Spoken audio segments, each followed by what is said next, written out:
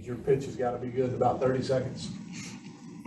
So that pitch has got to be good in about the first 30 seconds. Yeah.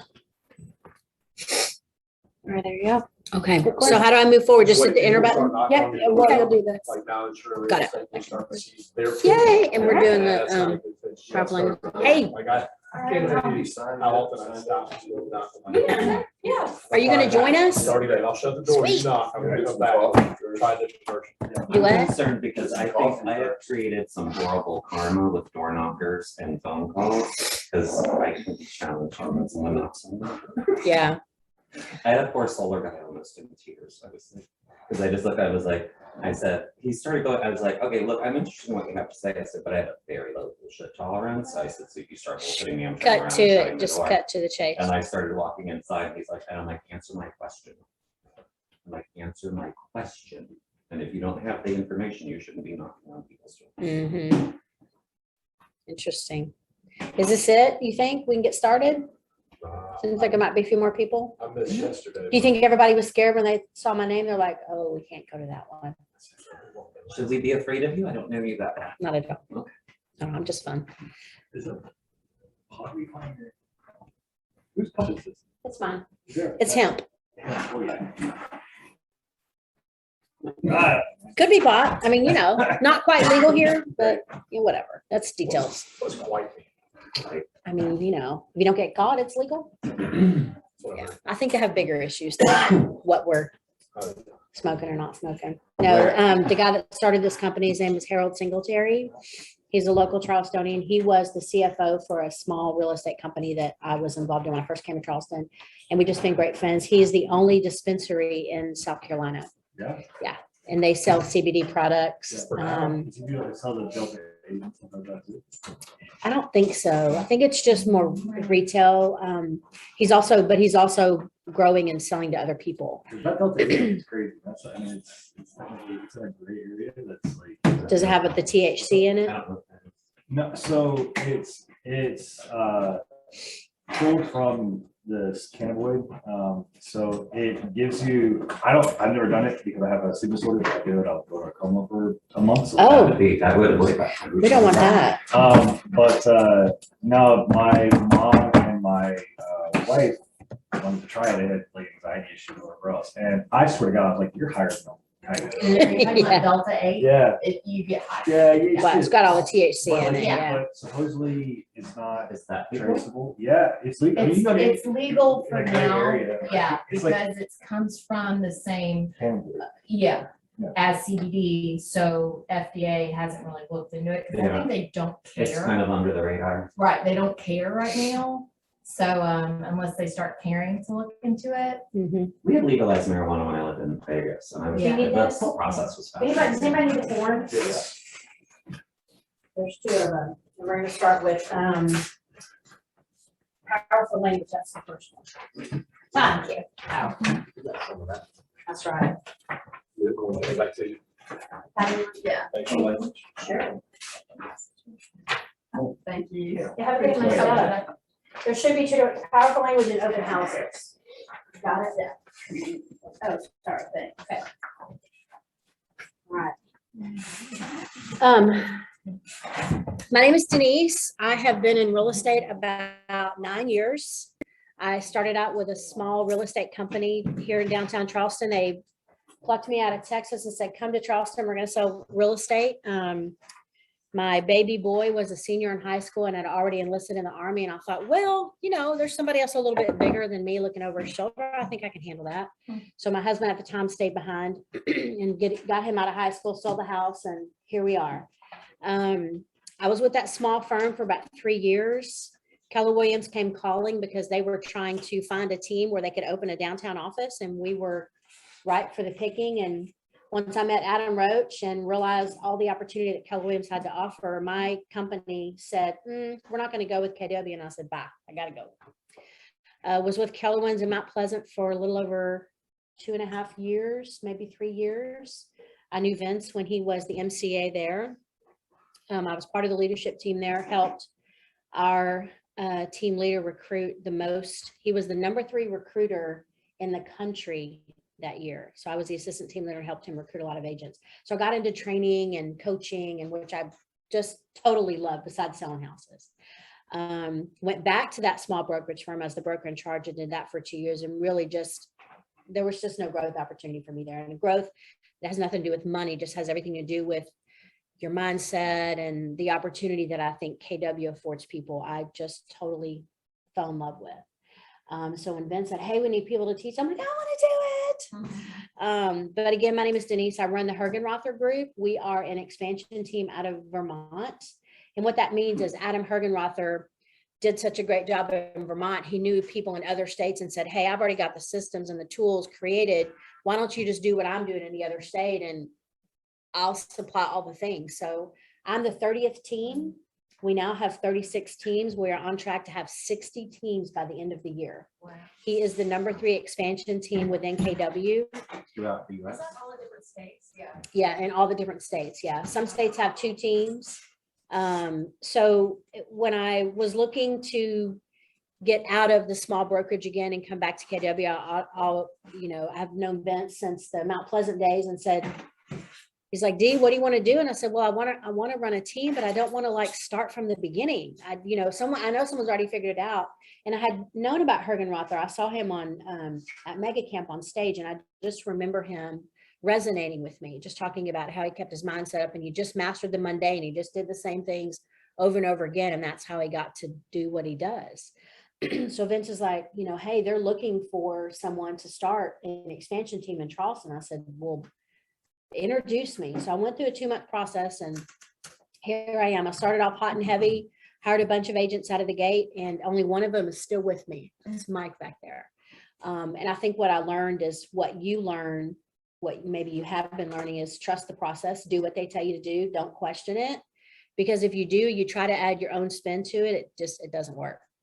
So as boring as that sounds, the thing I have learned my 8 years in real estate is you have to master the mundane. And that's the things we don't like to do. We're going to talk about open houses today. We're actually going to start with the powerful language. There's the handouts right here if you want them. But I'll tell you, most real estate agents do not like doing open houses because you gotta go on a Saturday. I want to watch football, and I got to do my laundry, and I got to go, you know, I got to go put out those signs. It's going to be weird. Somebody's going to see me. They're going to honk at me, and I'm embarrassed, and you know, I don't know what to say. Y'all, and we'll talk about this when we get to the open house thing. I've sold over $2 million of business from open houses. They work. That's why I'm like, I want to do the open houses.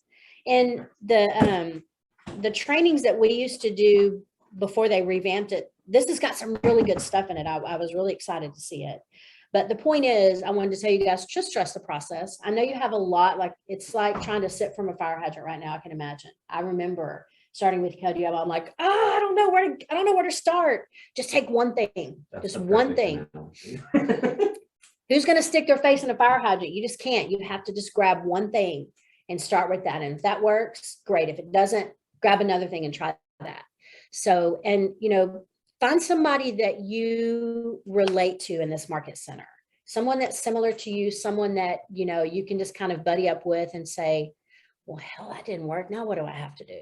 So my goal here today is to drop little nuggets on you as we go along. Feel free to ask a question. There's no dumb question. There's no question that's random. You know, let's just chat it out. So real quick, you guys go around the room, give me your name. Tell me why you decided to get in real estate. Tim. It's not allowed. It's not allowed. Oh. I talk too much on Monday. Well, then real quick, tell me why you got in real estate. The abbreviated version. That was the agreement. Oh. It's true. Oh my God, let me wrap it up real quick. I kind of fell in love with real estate as a customer. Okay. And having had 2 bad agents and 2 really good agents, I kind of. You know what you don't want. Yeah. Mhm. Or who you don't want to be. Got it. Love it. My name's John. The sun. You already told me, you know me from black and white. You're the tech guy. That's what I remember. That guy. Mhm. Yeah, I got into real estate because it's in my family. My grandfather has done it. And by the way, he is an ass when it comes to being a mentor. He does not play around. And He just doesn't have the, yeah, no. you got it, yeah. But anyway, got into that, and also had a really bad experience with a realtor, and realized there's some shitty realtors out there.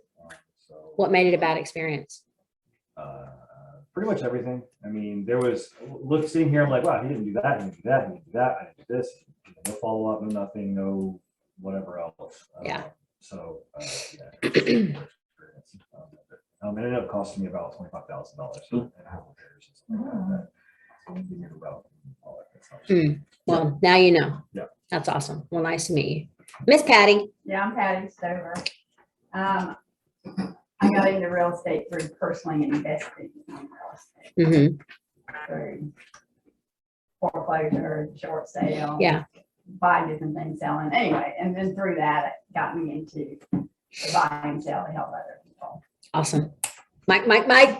So I'm Mike Oliver, of the construction background and always just busted my ass and wanted to get out, and I like to sell stuff and I like homes and helping people with them. And I really ultimately like kicked Jeff Cook off the billboard. Hey, I love that. Go Mike. Go Mike. That's what Yeah, it I was. can't stand it. I hate that. Yeah. That's what it's named. Awesome. Yes, ma'am. My name's Allison, and I've been, let's say, thinking about real estate for 20 years.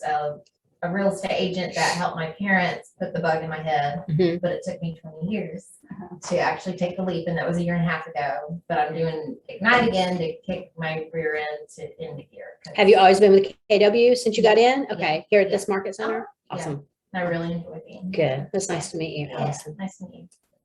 Hi, I'm Polly. Polly? Polly, Okay. yeah.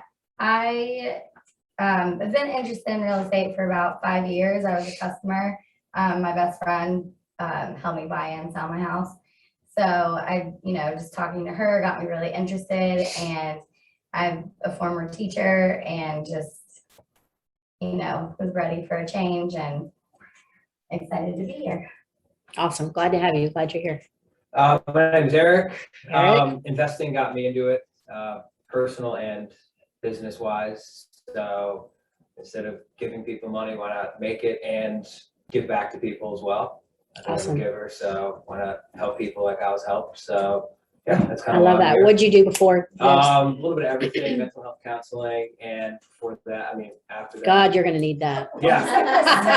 Like I said, I'm a giver. And then Yes. admissions and recruiting, so kind of a sales background Oh. as well. In what industry? More of a hands-on, welding school. Oh, locally. cool. Okay. So yeah, kind of a hands-on background, is kind of what I grew up in. And then Mhm. everybody says go to college. I'm not a college guy, but did it anyway. Neither. So they told you to do, but like I said, I'm more of a extrovert talker, and I think that's kind of what. Oh, I you'll brought do back well. here. Well, a little fun fact, I was in FFA, which is Future Farmers of America. I'm a Texan, and I made the highest grade in our class for welding. Nice, I like that.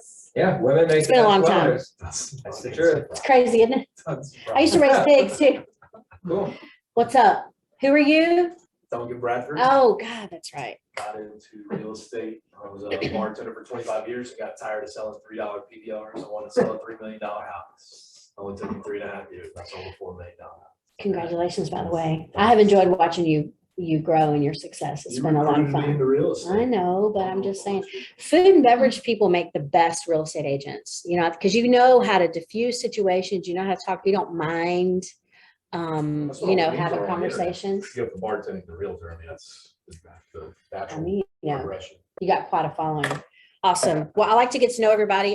My office is right across from the front desk. You guys feel free to walk in anytime you need anything. As long as I'm not on the phone, I do not mind answering questions and helping out. And, if you need to come in and dump and complain, come on with it. You might get a little bit back, but whatever, it's fine.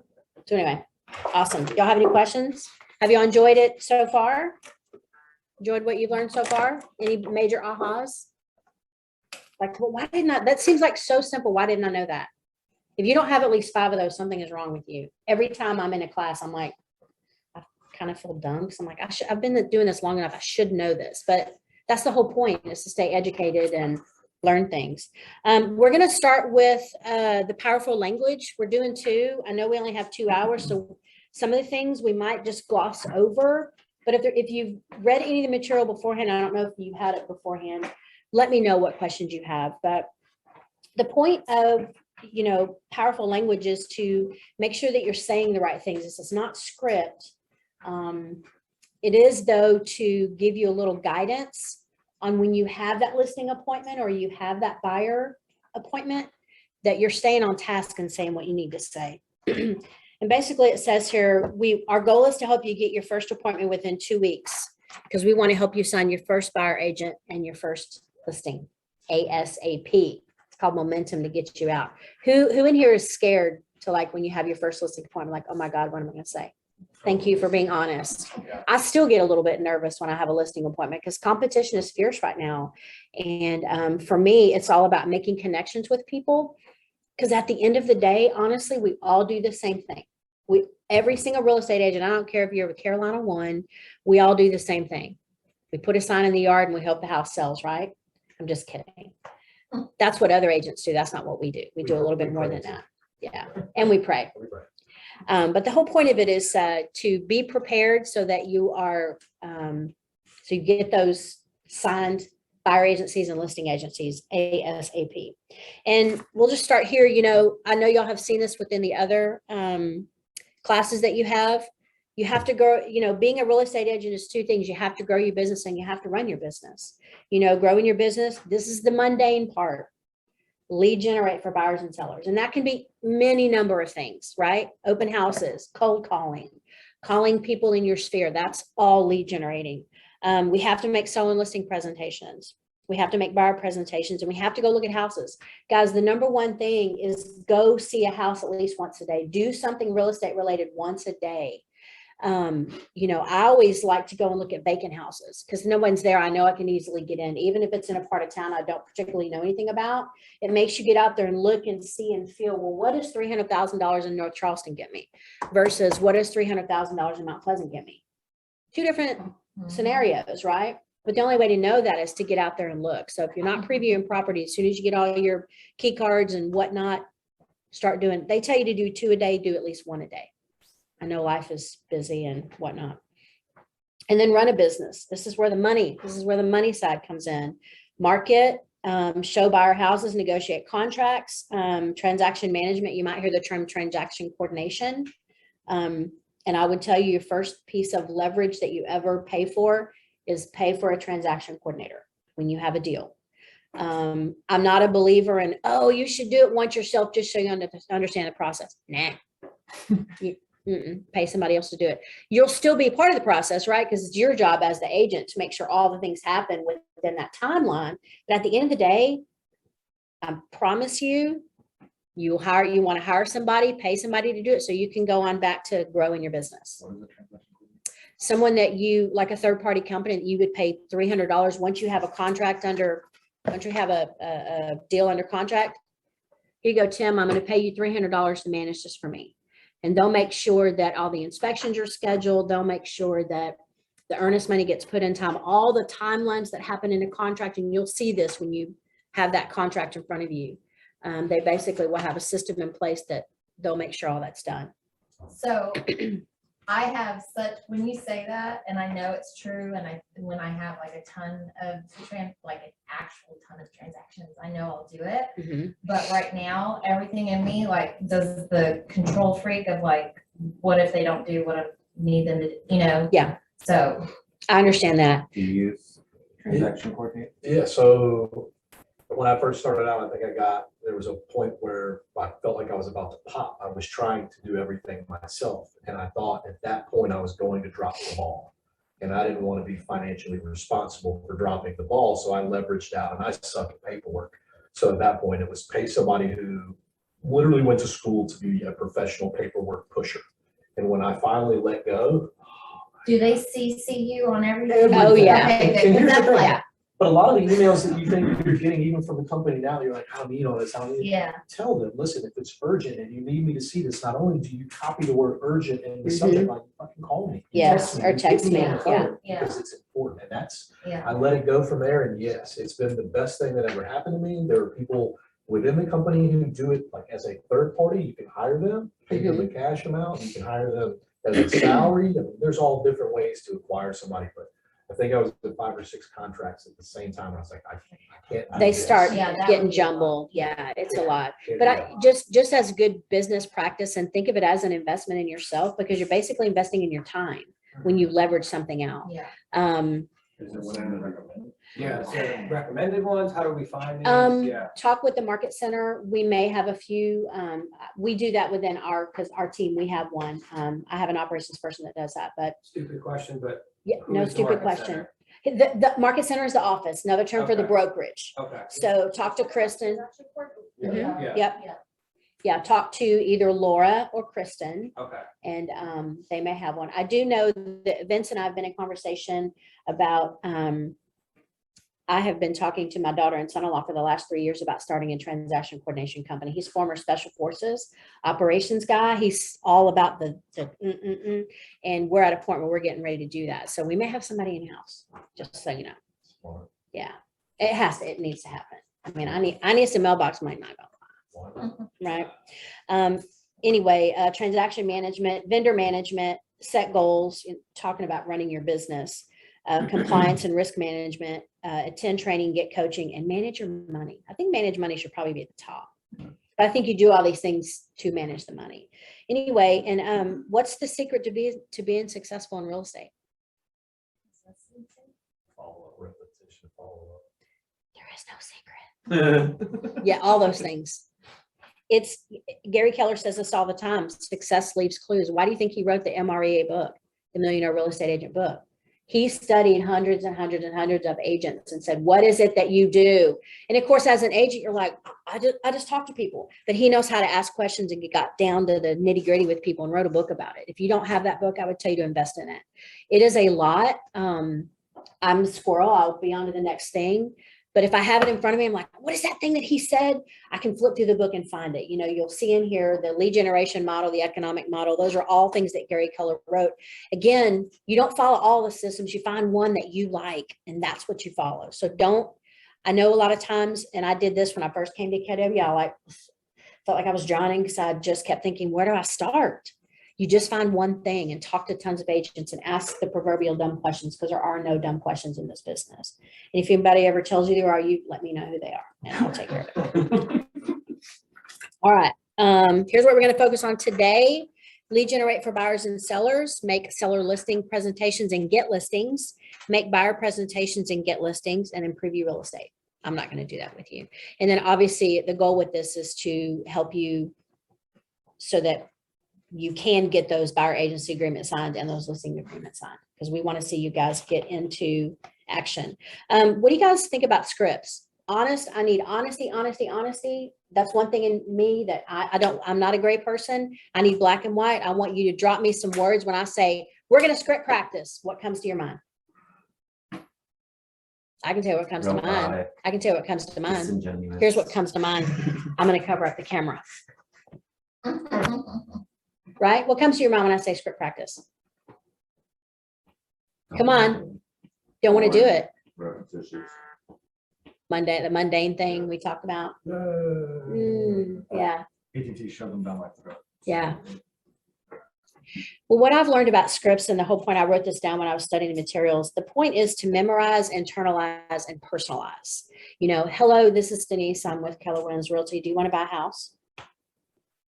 Who would ever in their right mind say, yes, I want to buy a house? I mean, maybe if you're lucky. The point of scripts is to make them personal, make them you. And it's to help people it's to help you stay on task with whoever's in front of you. Because you will find, you're in the mental health business, you will find that people, once they have a connection with you, they will tell you everything under the sun about themselves. And you want them to do that, but you got to stay on task so that you get what you want out of people. So that's the point of script. So stamp that little thing down inside your belly that says, and do it anyway, because it works. You'll get to a point where it just becomes automatic and you're like, okay, I'm grooving now, I got this. So anyway, my little tidbit on scripts.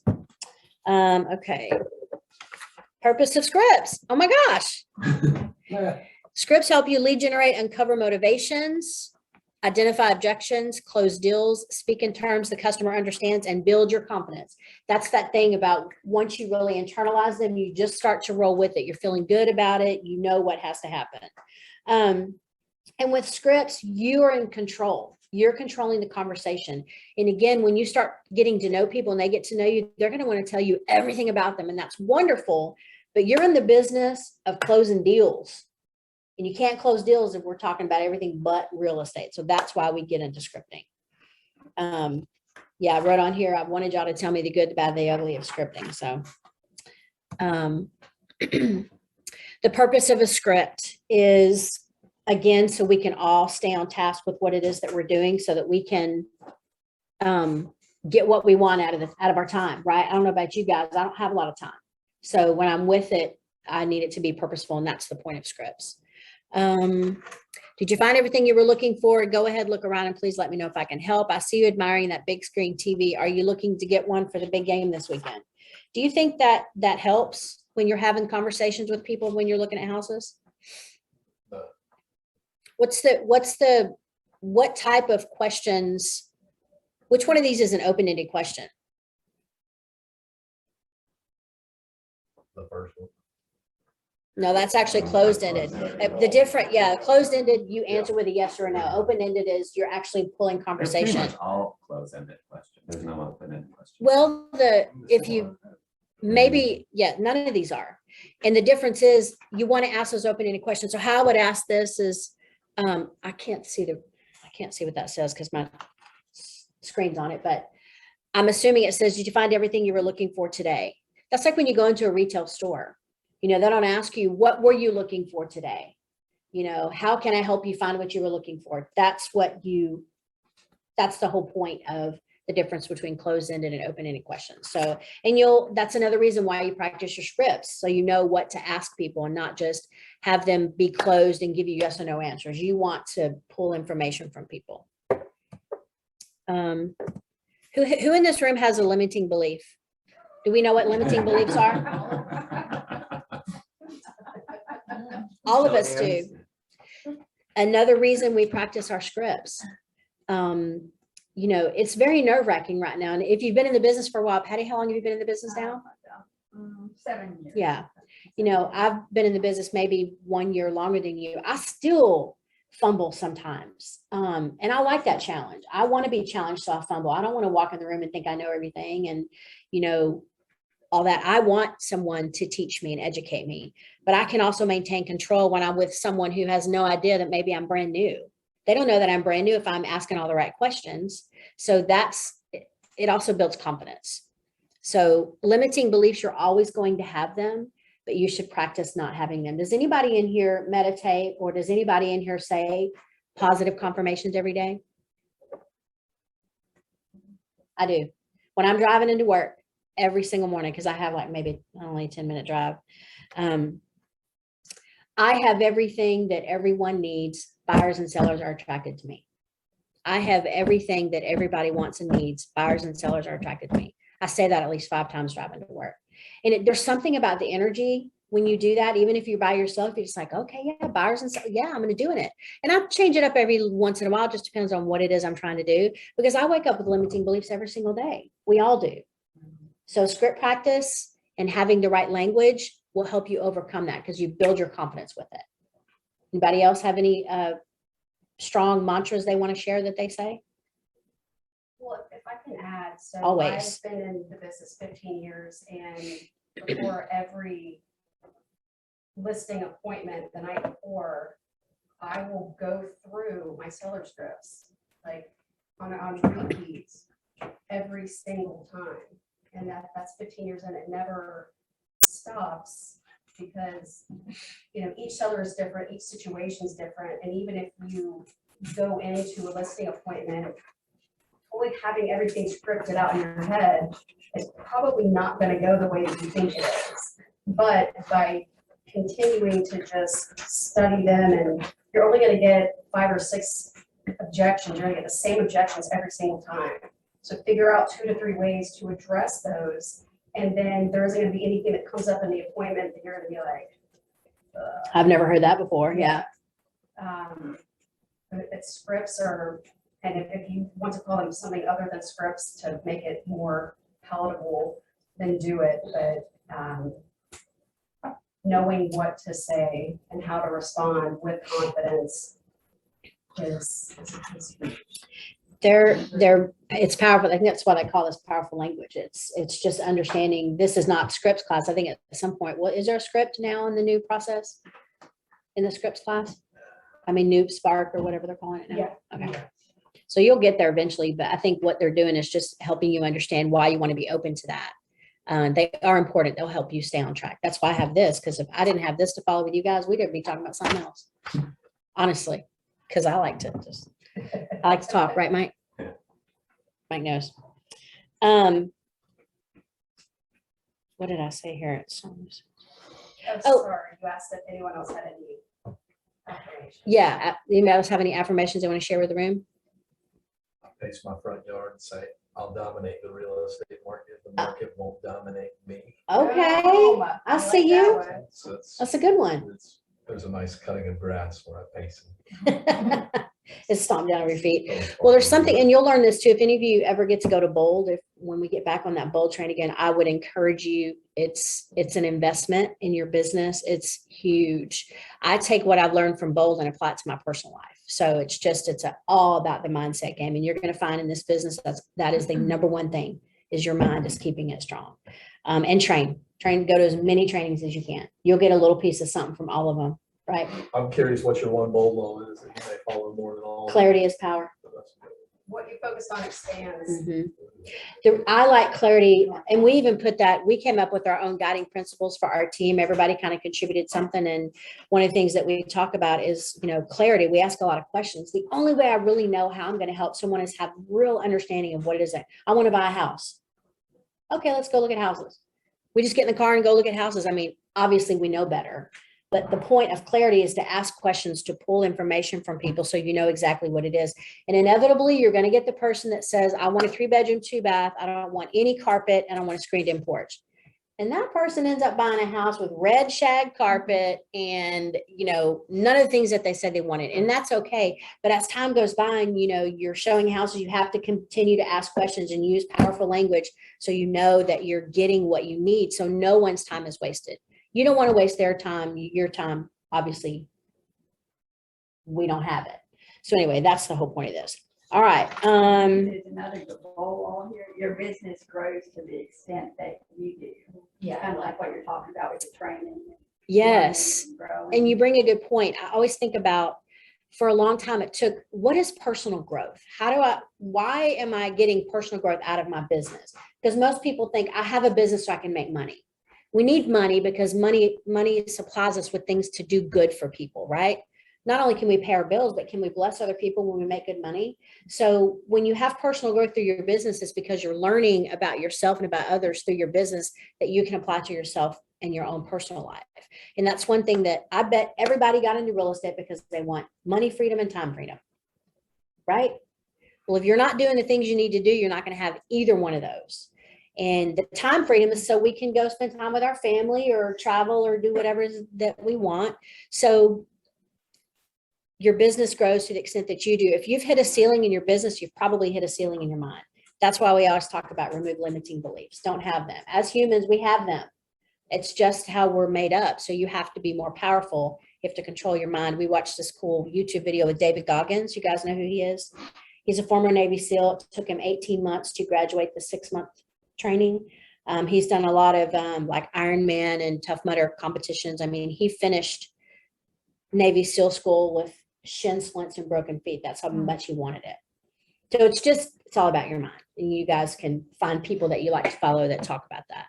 Everybody has their different level of, language they want to listen to and whatnot, because there's a lot of it out there. Anyway, okay, turn to page 5 in your participant guide. Okay, this doesn't tell me what page I'm on. Okay. There's a video. Sorry, guys, I really didn't have any training with the new system on the video. Did you guys watch videos yesterday with Greg? Yeah. Okay, we may not watch videos. Okay, what does it say on page 5? Let me get my participant guide out. I apologize. How to use scripts. Ah, okay. You got some questions or something? Okay. Where is my? Here we go. Sorry, guys. All right, let's see what this puppy says.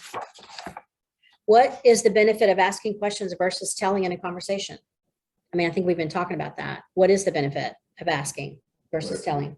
You know, you gotta get information, that way you can get information. by asking Clarity. questions. Yep. So clarity, finding out what their goals are, those things are important. What are some things that you can do in a conversation to show the other party that you're truly listening?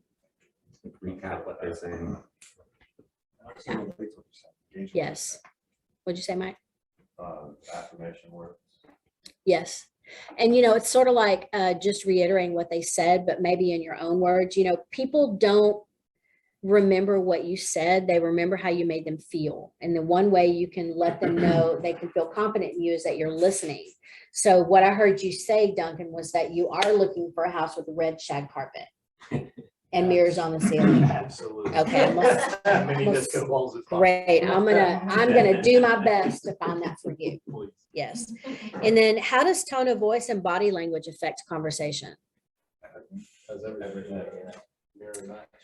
My name is Denise and I'm a real estate agent and hi. I really like that. Yes. Hey, Tim, I'm Denise. I'm with Keller Williams. It's so nice to meet you. How are you today? Awesome. Well, I've been in the business for about 8 years. I love what I do. How can I help you today? I would like a house with red check. Oh my God. Here's on the- I need to introduce you to Duncan. Mirrors on the ceiling. Yes.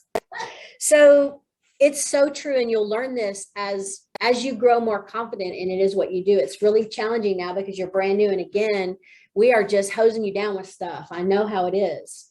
Find that one thing that you like, or maybe something that someone said that resonates with you, steal it. Y'all, don't reinvent the wheel in this business. Success has left lots of clues for all of us. You just have to find what it is that you want. And if you need help mastering through some of that, I would be glad to help any of you guys because I remember what it was like. When I was with my small firm, we had no training whatsoever. I was very fortunate. My very first listing was actually a property that the owners of the company owned. But when I went through that process of getting the contract, because I was a listing agent, the buyer's agent was very new in the business as well. I almost felt like we were both running blind. So understanding that contract was my first thing. I'm like, I know that I have to follow what this thing says. I'm taking the emotion out of it. I'm not worrying about what they said about the house or whatever. I'm following this. That's where the black and white comes in to help so much. It was a $1.6 million house. That was how I cut my teeth in the business. But I had no support at my brokerage, none. And so I knew, how do I stay out of trouble, was follow the contract. So the point I'm saying is, I'm not really sure where I was going with my point, but Don't reinvent the wheel. don't reinvent the wheel. Everything you need is right here. Everything you need is right here in these 4 walls. And with the leadership of this team and all the agents in this office, everybody's cooperative and See, I can help. showed you that I was truly listening. You are, thank you. I'm still thinking about that red shag carpet. I'm not gonna lie. But anyway, The other thing about this office is Joseph as the broker, he does those contract classes Yes. every week. Yep. So I mean, and they're recorded. So I go back and look at those and like make sure I'm covering it. John, that would be, I was think thinking that's about, great. I don't know anybody. that It's really does awesome. that. It Yeah. is awesome.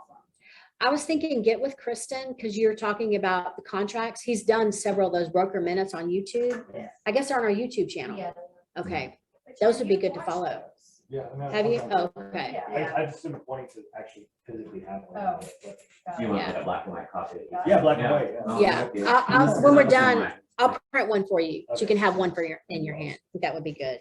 But I think ultimately the contract is not where you're going to have most of your struggle. You're going to have most of your struggle is with, scripting and what to say and, but hey, at the end of the day, there is no script for saying, hey, welcome to, 123 I know Main I Street. know I'm a very black and white person when I get into the role of selling. Yeah.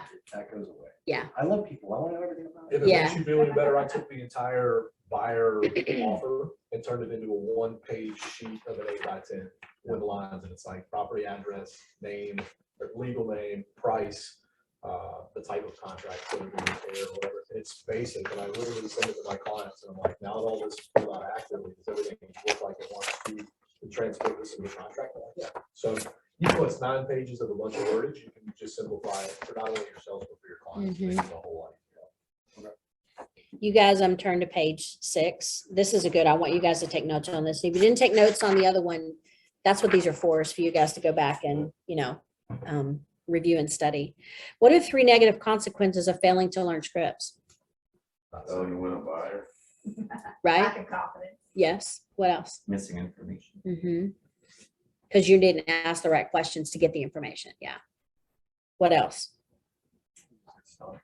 Yes. And how about just if you feel like you're floundering and you're not asking the right questions, they're going to be able to tell that you're floundering.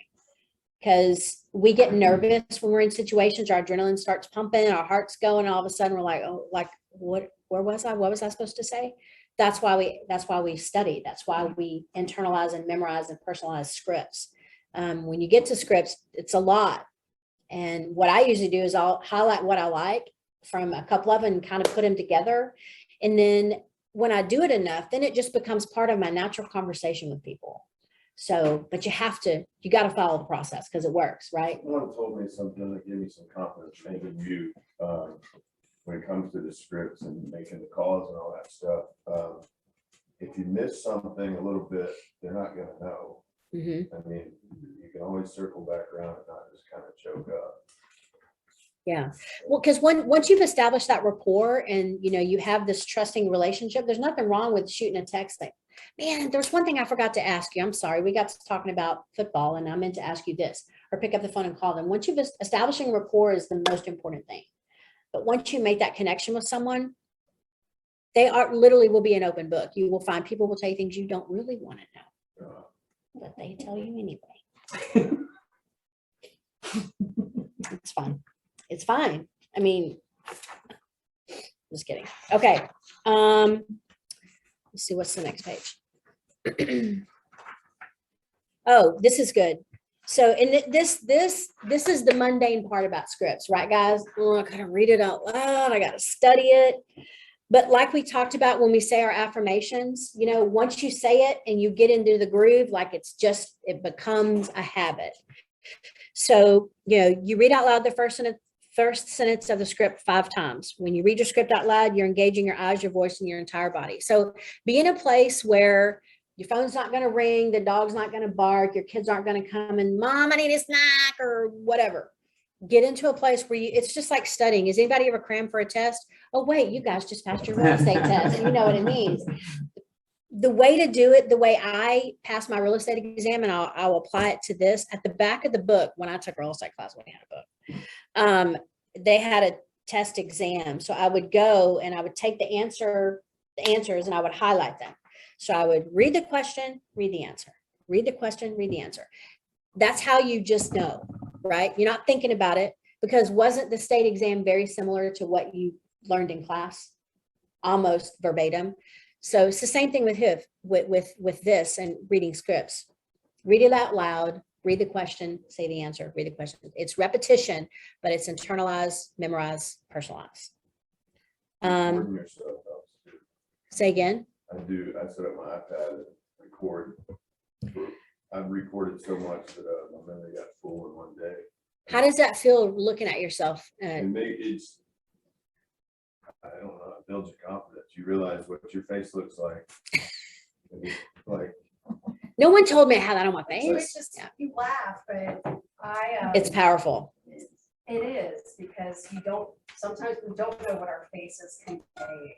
And, my brother and I are pretty tight, and he's like, you're a stone cold killer. So you just smile. And I was like, I'm not smiling. He's like, no. And I'm like, oh my gosh, I'm not smiling. So it could be uncomfortable when you first start doing it, just to hear your voice and see your face, but man, what makes a big better, difference. what better learning tool than that? And the reason, For and real. you'll learn too, as you continue to go through Ignite, hopefully with Delicia's help, you're finding a script partner.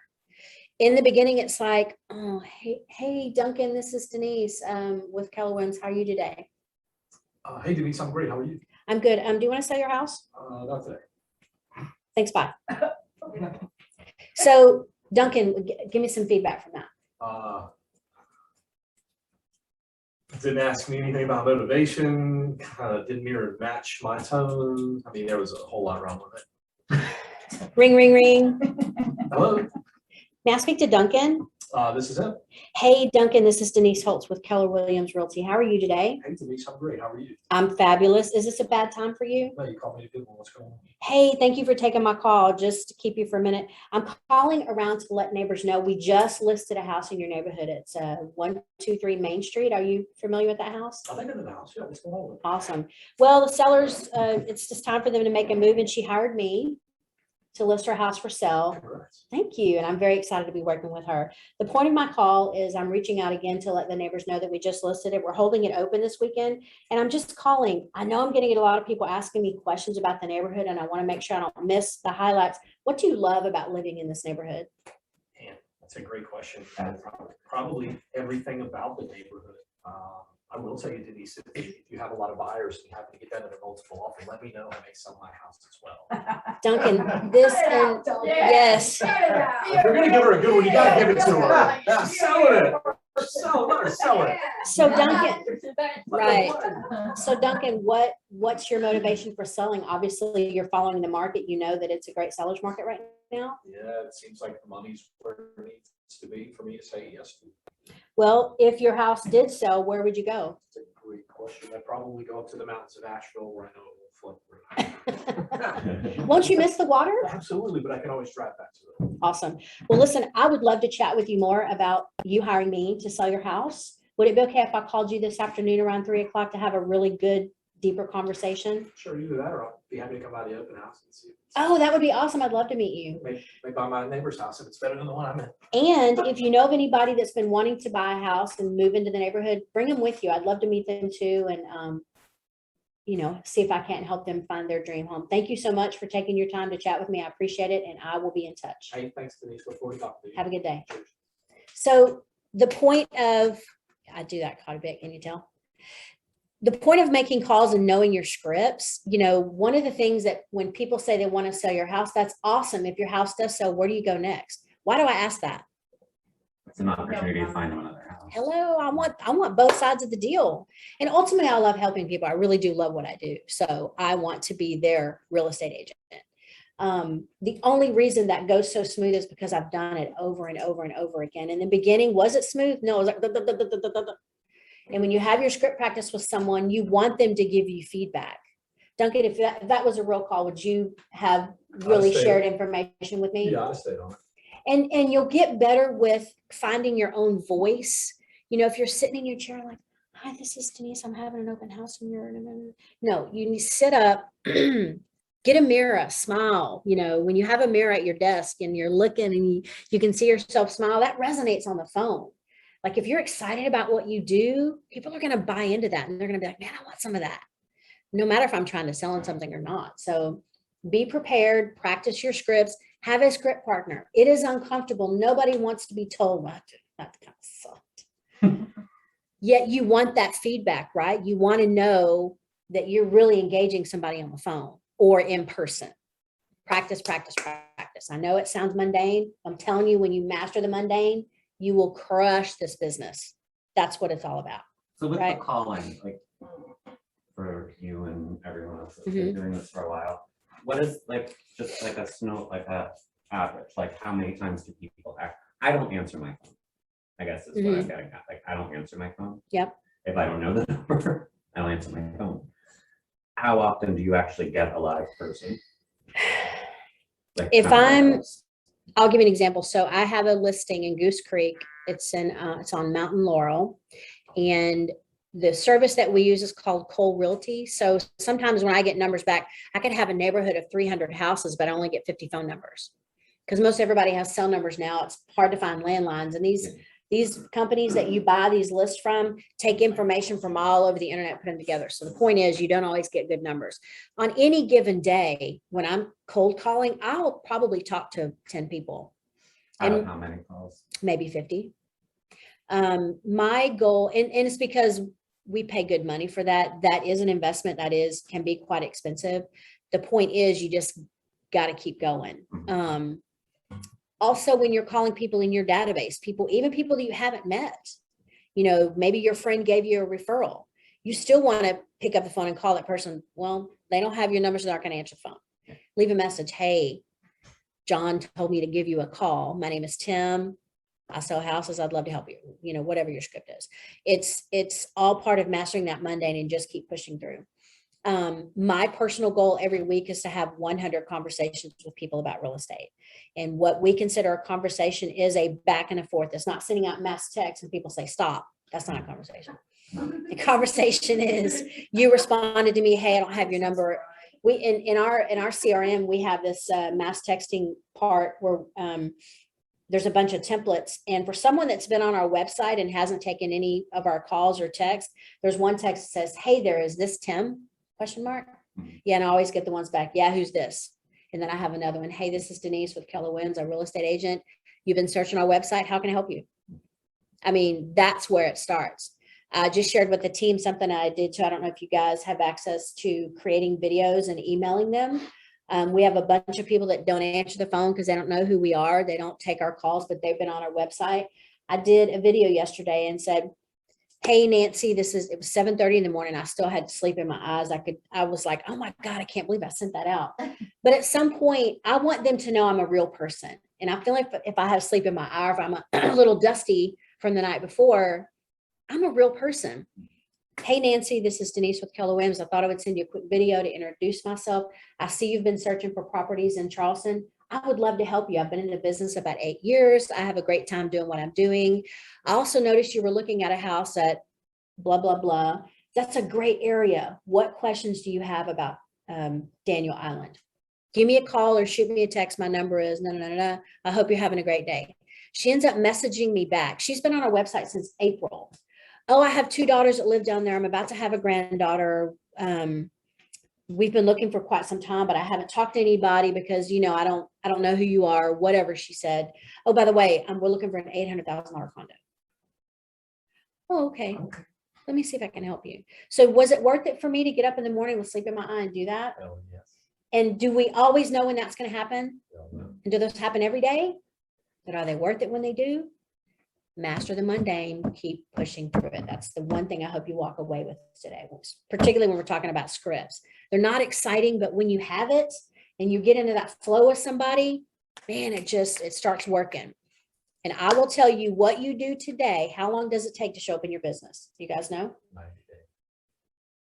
I always say 30 to 60 days from now, because I could be having this training with you guys today.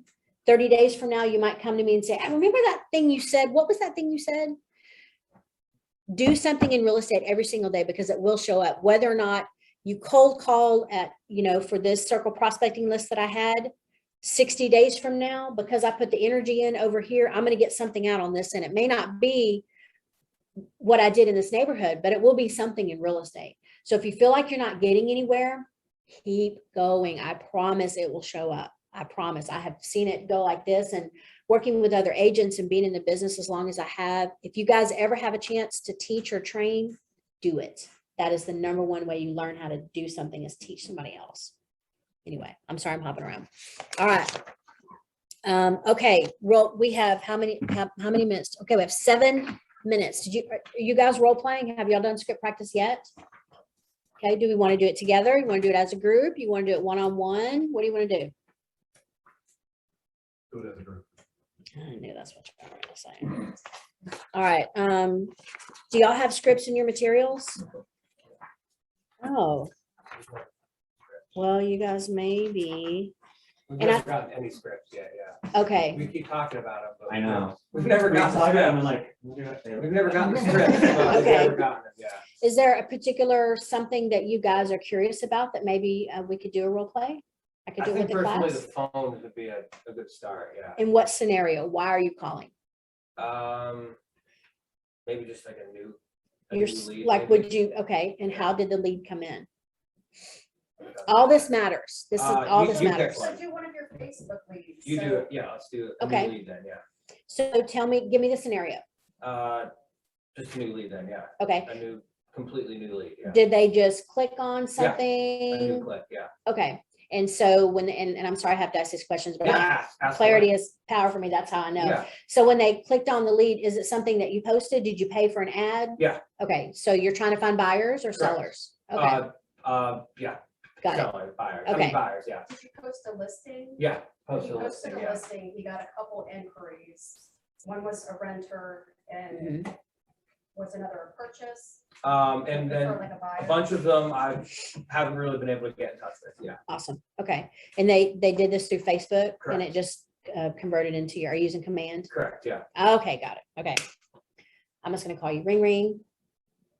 Hello, I'm the one answering. Yes, yeah, Okay. you be the lead Gotcha. and I'll be you, I'll be an agent. Okay, ring Hello, ring. this is Eric. Hey, Eric, this is Denise with Keller Williams Realty here in Charleston. How are you? Doing great. How are you? I'm great. Thank you for asking. Did I catch you at a bad time? No, I can talk for a minute. Awesome. Well, I promise only to keep you 2 minutes. Hey, you had clicked on a link that I had on Facebook about a property at 123 Main Street. Do you remember looking at that? Yeah, I did. I just kind of looking at houses. Yeah. Not really interested right now, but just wanted to see what it was all about. Sure. So this particular house is located in West Ashley. Are you looking in the West Ashley area when you are ready to buy or sell? I guess so, but like I said, I already own a house, just not really looking. Sure. So really, it sounds like maybe you're just curious about what the market's doing right now. Because do you follow real estate at all? But I don't really follow it. Yeah, like I Sure. said, just was curious about the house. Sure. Do you mind me asking, what do you do for a living? I work in food and beverage. Okay. And the reason I ask is because I follow real estate. I'm a professional. I've been doing it for about 8 years now and I love it. And I'm finding the more and more people that I talk to, not everybody follows real estate. So that's why I ask you, maybe you were just curious because have you seen a lot of houses sell in your neighborhood? I live in an apartment right now. Oh, got it. Okay. So you might be thinking about Sure, buying. just like- Yeah, no worries. Yeah. So you're thinking about buying. I'm off on it. Yeah, no, it's Yeah. fine. It's fine. Well, see, this is why Yeah. you know scripts, so I can keep you back Gotcha. on track. Gotcha. And the reason I ask that is, again, because, I'm not in food and beverage. I don't understand that business, but I am in real estate. And I'm so glad that you clicked on my link because what I would like to do is set up a time that I can sit down and talk with you for maybe 30 minutes. We can meet at the coffee shop or we can do it on the phone, however works best for you, because I know you're pressed for time today. But my goal is to find out what your needs are. My job is to help you. And again, like I mentioned, I've been doing this for a while and I really, really like what I do. So what day this week works best for you to have maybe just a 15 to 20 minute chat? Tomorrow sounds great. Awesome. 3 o'clock work? Perfect. Awesome. I'll give you a call. Or do you want to meet at the coffee shop? Let's meet at the coffee. Okay, perfect. I'll see you there. Great. So the point of that, even though you really have no idea why he clicked on that link, you have to know why he clicked on that link. There was some kind of interest, yeah. Absolutely. And most people say, I was just browsing one of the things I said on the video was, hey, if you're just browsing because you just want to be nosy, browse away. I'm happy. And I'll make a note on my system. I'm still going to reach out to you and talk to you because that's what I do.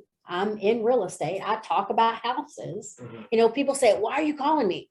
Why'd you click on my link? Yeah. Well, that's my question. I mean, in reality, and this is just my sales coming out background, but no one's gonna go and click on, I mean, is it a real thing that people just go and browse a? Are you serious? No, I'm saying go to Keller Williams or go to a sit type to click on a house to look at it. Like, there's gotta be a reason. You're not You're just being going- nosy, you're yeah. not just going on there and just all of a sudden I've being done like, it for I want to years. look at that. Right, but it's gotta pique an interest if you are interested in something. It Yeah. can't just be that you're just, I don't know. I And so this, just clear the house. this is where your inquiring mind is going to get you far in this business. You pick up the phone and ask, are you really just curious or do you live in the neighborhood? You speak nosy? So that Nothing was my wrong with question that. to him, is like when he said, I don't know, I was just curious, so what about this house made you curious? Mhm. That kind of question, you know. So I kind of came up with a question that I haven't found the buyer or seller to get around it. I love it. And it's like, tell me what you've accomplished so far within your search. They're gonna tell you they've either been online searching, they've gone into open houses, which may prompt, so do you have an agent that you're working with? They're gonna tell you everything about it. Mhm. Tell me what you've accomplished within your own search.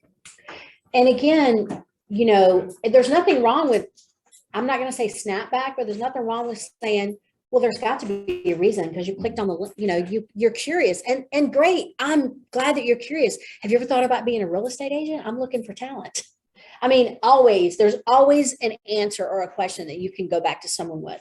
But the only way to figure that out is you just gotta dive in head first and do it. So since you click Venmo link so often, send you my Venmo link. Hello. Pay me some money. Yeah, that's right. That's right.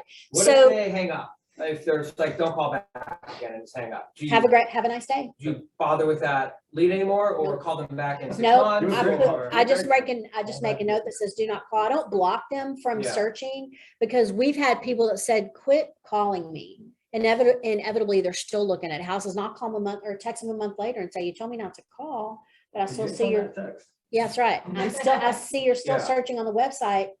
How can I help you? Yeah, There's nothing wrong with it, and you don't want to make anyone angry. For Now, sure. if people get ugly, I don't deal with ugly, Yeah, but, that's and what I'll I'm come saying. back, but otherwise, you know.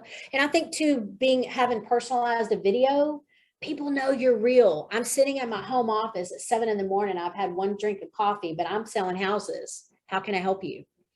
People just want to know you're real and they want to know that you care. yeah. So however and that's where scripting will come about too, learning how to ask those questions. I care about you. I want to know so that I can help you. You know, when you really buy into that, it'll resonate with people and they'll be like, okay, here's what I'm trying to do. To be honest with you, this lady Nancy's been looking at real estate since April. Yeah. So Do you find there's a better time, like, That's what I was just gonna ask. to call versus not call? I'm used to working like a 9 to 5 job. Like, is there like can you call after 5 or can you call earlier? I think do not call it. I think do not weekends? call is not before 8 in the morning and not after 9 at night. Yeah. And there's stuff in here about do not call. There was a page. Yeah. Is there a way to, where is you can go find the not call registry? Probably dnc.gov or just Google do not call registry government. And Mike, you know, Mike and I've had this conversation before. When do you find is the best time that you call people and you get people to answer the phone? Like you kind of found your sweet spot. Yeah, excuse me. Usually like 11 to 1s when people are picking up, Mhm. and Thursdays, for whatever reason, people are happy. Yeah. Almost every weekend. I think Yeah, I statistically, take notes, Duke like- University said Thursdays. You joke about all the notepads that I Really? have. 4 to 6. Several notes. That's why we do figured call out nights. Thursdays. Wednesdays, 4 to 6 is pretty. Happy hour. time. Yeah. And I think too, people are maybe taking their lunch break. So maybe they got Yeah. their cell phone with them or whatever, people that work. I've always found, you know, because they say in real estate, you should call from 9 to 11 in the morning. Like the first thing you do in the morning is all your lead generation. In the afternoon is when you go show houses.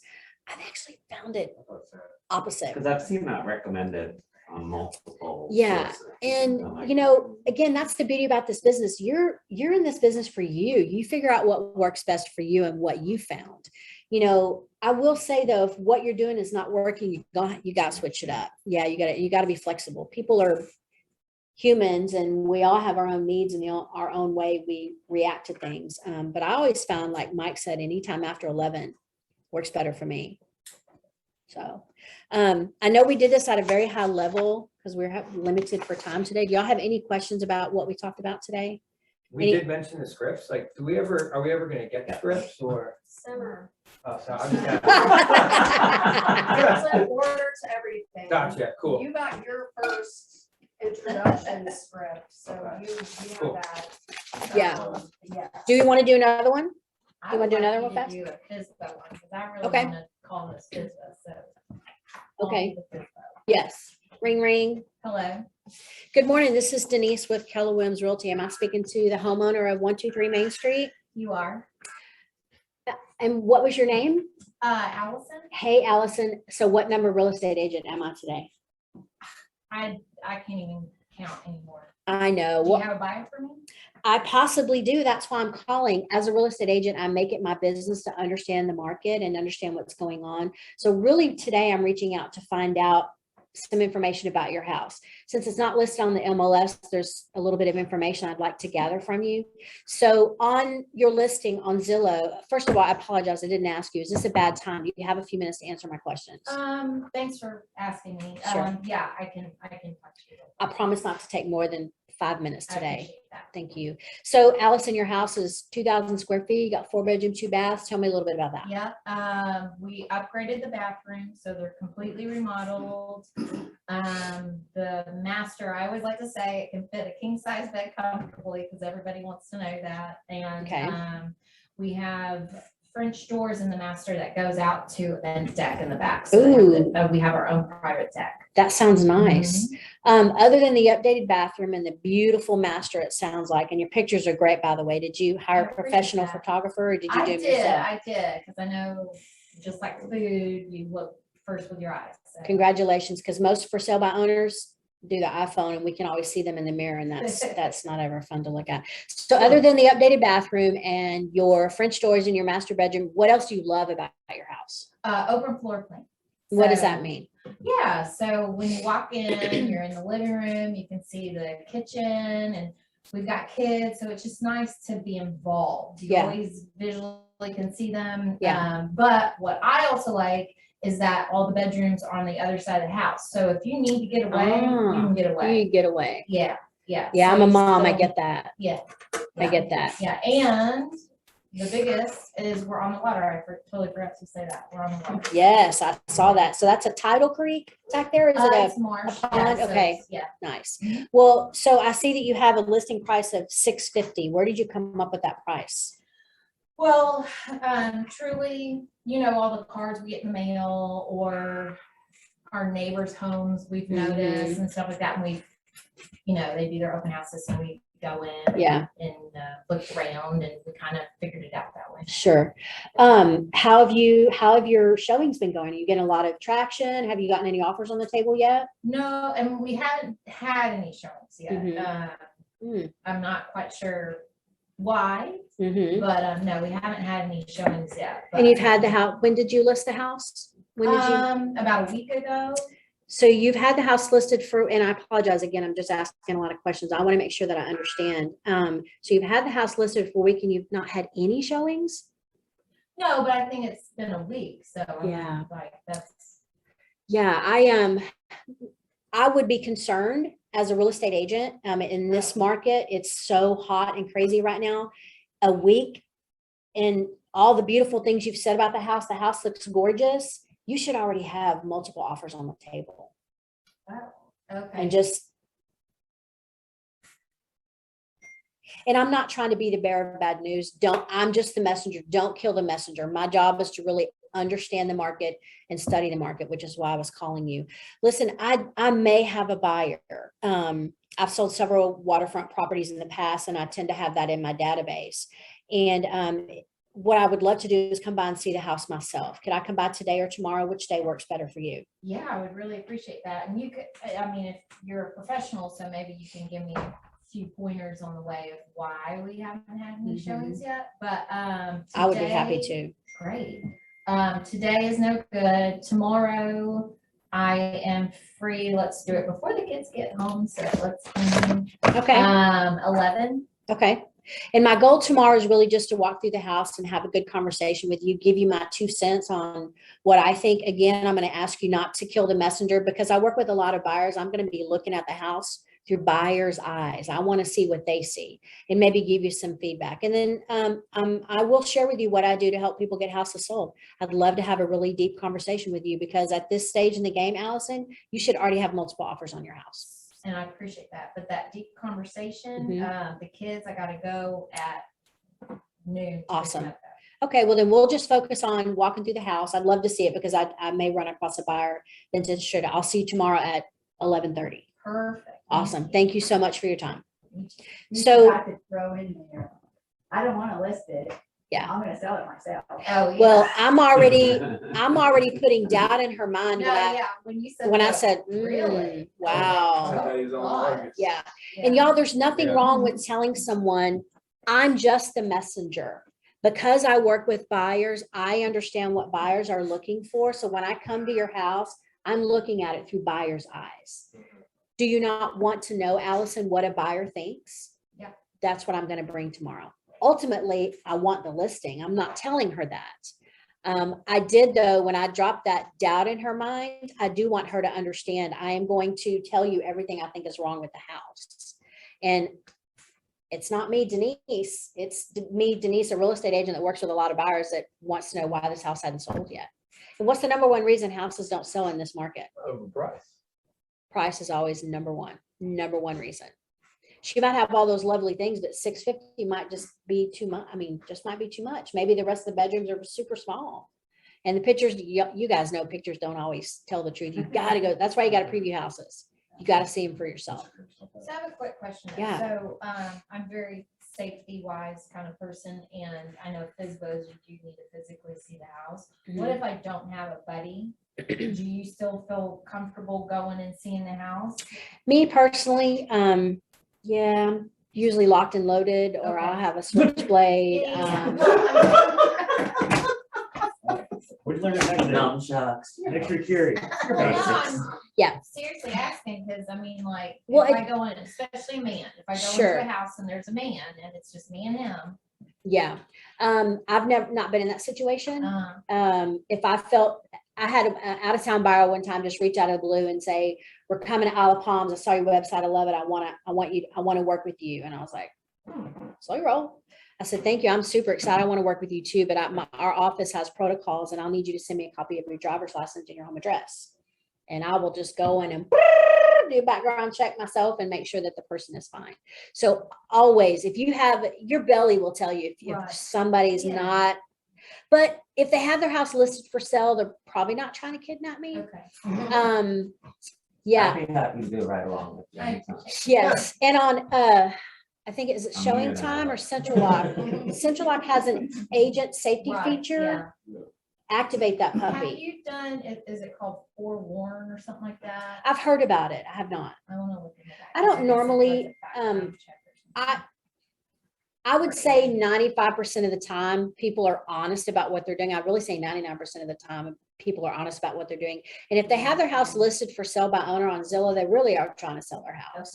You know, if someone reaches out to you out of the blue and says, go show me this vacant house, I was gonna say, especially if you're new in the business and you're getting a random call to go show. buddy, yeah, Right, if Yeah, your yeah. hair's standing up on the back of your neck, Yeah, take take yeah. a friend, call Right. mom. yeah, Yeah. for sure.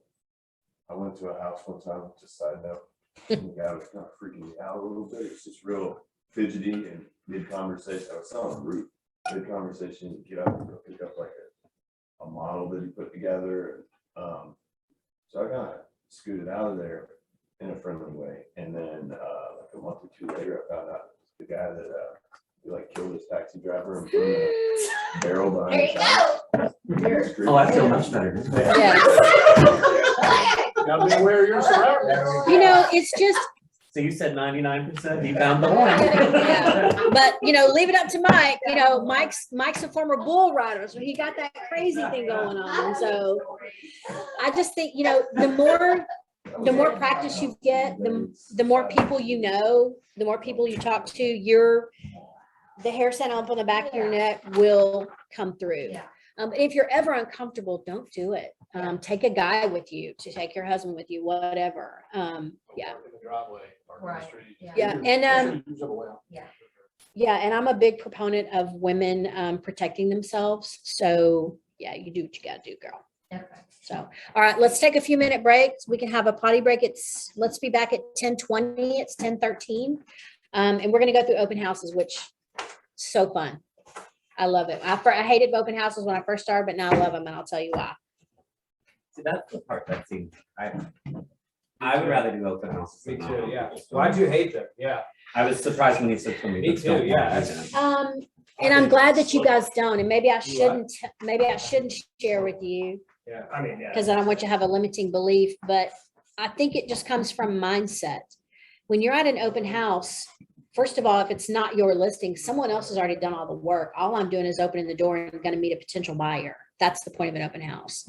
But when for me, I was just like, oh, I got to go put out signs. And it was probably the group of people I was with at the time, this brokerage, they, you know, weren't really in it to win it. They were multimillionaires. They had their own money. So making money and living large, they were already there. For me, I'm trying to make money. So I was like, oh, you want to do an open house? I'm like, yeah. Why do you want to do an open house? I'm like, I don't know why I want to do an open house. So it's all about who you're hanging out with. But I have sold 5 houses from an open house, and I'll share that with y'all. And there's not a secret, but there is a system you should follow to do an open house. It is not just about putting a sign in the yard and opening the door. You got to do some work to make sure that you get people at the open house. Yeah, so So, that's, I mean, kind of, I think everybody's kind of saying the same thing, pick a way to go. And I think that's probably the route I'm gonna try first. yeah, But it's a great way to meet people that want to buy exactly, houses. literally, The only reason they're coming in the house is because they're in the market. literally. And I'll share a story when we start about this one I just put under contract from open house. Well, I'll let you go and then I'll ask my questions. What's the code to get back? A102. What's the bathroom one? No, no. They're on the door right now. Oh, they're on the door. Sweet. Yeah, let's check it out. So have you already started, like, your license number and everything? Yeah, I got everything, but I'm just, there was like this thing on YouTube about kind of, I don't know, like a challenge thing, and I just kind of followed that and created like a Facebook Mhm. posting thing, and that was it. So I've gotten a couple leads through that. Yeah, But a couple people, I mean, I think like 7 or 8, but literally when I call them, I've gotten 2 people respond back and everyone else go to voicemail, yeah. Yeah. And it's kind of like, you call them back, like the guy yesterday's like, call them. right. And then she's like, if they don't answer, try them again, but, the both of them were like, and that's kind of what I was like, they both said, not interested, just looking, Right. but then it's like, how do you approach that? So that's kind of why we keep saying these scripts. I'm like, what is Yeah, I know. Yeah, I thought I was the only one, like, okay, I need to talk to Felicia about this because I don't know where, I just got into Connect. So yeah, I don't have any logins, I don't have anything, so Yeah, I'm I'm a just a bit little- farther behind than everyone yeah. else. I'm a little ahead of you, but They told me, because they said that probably like in 4 to 5 days, we should have our license number, but it took them like 3 to 4 weeks, yeah, so I'm a little bit out. You can probably drive up there a little longer. if you want to. Really? Take an extra bag lunch and talk to the little lady behind the counter. She Okay. wants your license. More than likely that accident. Okay. Good yeah. to know. Yeah. Where's LLR at? Oh, shit, up there. So you're, Well, you know, gotta do what you gotta do, right? Cold calling and that. yeah, you're a little behind us on that thing. 5 Yeah. years. We all got ours. So- I think I got mine last. So here's the thing, like from the I perspective posted this of on like, before I got my license number. I got when we mine bought our house last 2.5 years ago, Thursday maybe. But Okay. then You have to get do called like, by so I have to many do, like, people, more like, classes and stuff. and you understand that when you're And calling people, Got probably into you're talking to 5 MLS, other stuff people like that that. day. That's like a whole nother How do you can of worms. Be complicated different. thing. Oh, yeah. I left, The one objection I think is the greatest objection you're gonna get on the A phone. is lot. Everybody says, Yeah. "Hey, I'm listen, I've just got like friends who trying are to real estate listen to agents. it all and like. Great, I got take you. my Told them advice. too, none of them are worth a shit. So that's the purpose of my call. I'm trying to help you. Which I'm Are gonna you try, gonna- but I think. You I'm either gonna wanna go work. to- It's in my You got it. Yeah, that's, I was You just don't gonna have ask. to. Hey. I was hoping to find that great I guy. don't think people look what's different, what's working with it. You don't. Just Yeah. don't Yeah, tell me I don't what know. that shit is. I think like a lot of them Well, like. yeah. will provide I someone honestly who's have had like, enough for friends call. No, but you're office probably selling Never the shit went office. bad. I went out It's and part of said, it. I can't believe you give you Yeah. advice because you're under contract. Yeah, to and I sell. think everyone's They're different, like, like. well, wait a some minute, people how's like, that? I'm like, There's a lady. um, That's they called life. wanna do contract like you're a- returning. Diana Davis, she sells like Yeah. all under the government. She leaves. For the first 3 years, I made Like done professional. 30 hours of And I phone think calls they a all week. have I do that. 5 hours, I think it's Yeah. 28.5 hours a week, 5.5 hours a day. Yeah. It's Yeah. right. And then also. I made a point, Yeah, that's when what I I did get a did. call, I exceeded every one of their expectations so much so that I would ask for 2 referrals for every person. I that said I that called. too soon, and I'm not gonna probably go, but probably after. That's too soon. Wait, when is it? I got some August 20th. Well, I think you probably do. Somebody one, said it was but on the it's side. fine. I think something really fun, but probably the next one. Yeah, but it is definitely. Like in this situation, if she's not, Yeah. I mean, she has a big ass purse. too, Yeah. right? Yeah. She really got- she's going somewhere- There's, oh, it's exactly, Yeah. it's exactly, yeah. So it's that Especially girl- because I know like a lot of It's like, I don't know, I mean, training. it's like They're this big, it's like a teaching me how little to be lunch like roll. It's- the best she thing has you one. can Of course, possibly. Literally, yeah. all she has to You do know, is like, put if you want to her be hand one in that there. I bet it's doing Like, I'm just trying to. Yeah, exactly. I'm like, Yeah, I know, I'm like, I'm just trying to get my feet wet. I'm like, I'm sitting there, I'm not really checking. Well, again, with for women's outfits, right, I mean, it's For like, the oh, script? this one, Yeah, yeah. so there's a bunch of Yes. That's why she Maybe in said. the winter I'd be fine. Right. Yeah, that's why Yeah. she's curious that, Okay. she got it, she actually got it at AT&T over in Somerville. Oh, okay, yeah. She found Yeah, it. yeah. You can literally go online and Google 52 weeks. designer Yes. gun case, Yeah. But take a look through those. gun Okay. cases or Right. whatever else, and Yeah. there's, I've got some. I mean, there's ones others, that will look. Okay. and say, Oh, I know, "Ah," that's or what- some whatever. of those. Okay. What brand Gotcha. it was, Sweet, thank but you. it was, and it was Just just sign like up you're for the saying, it's 52 in the week script inside. Yeah. But you can't tell how Right, much you'll be able to tell. touches It looks like, it looks like, I'll just Get say- through these 2 weeks. Yeah, okay. And I mean, I don't know what kind of pussy you have. I don't have. So I don't you're know. gonna- Like, you're not getting one. Duncan there.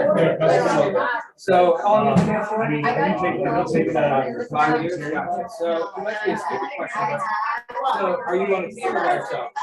So what's, it might be like I said, company, what's the difference? That's like, me and my wife, Yeah. my first round firearms, Going solo. she's never done it. Application. And, you know, she's trying to discuss it. The biggest thing is someone No, but she- provide for her. right. Most of the things, Because, signing up like, for for her, she's got, I took her to Question school. thing, I got She's got to be trained. all that.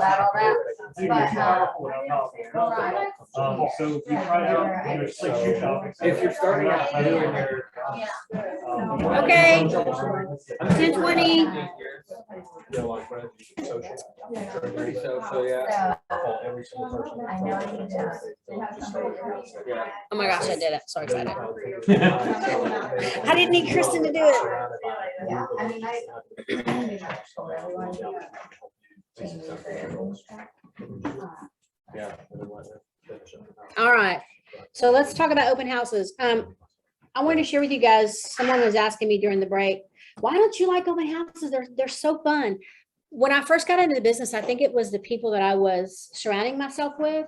They were like, open houses are so lame. Like, why do you want to do an open house? I'm like, well, because the house is for sale. People want to buy it. Maybe I'll find a buyer that I can work with. So because I was surrounded by people who didn't believe in them, I think that's where I got my limiting belief with it. When I came to Keller Williams, learning and knowing how cooperative it was, when you're first in the business, you may not have a lot of listings. So knowing that Keller says like, well, Tim, if you have a house listed for sale, I'd love to hold it open. It's a little crazy in this market right now because if the house is right, it's already under contract and you may not find them. Don't let that stop you. Still talk to people about holding the house open. When you guys learn more of this, when you go into the MLS under the little menu, you can click on menu and click on my office listings, and that's how you can pull up all this brokerage's listings.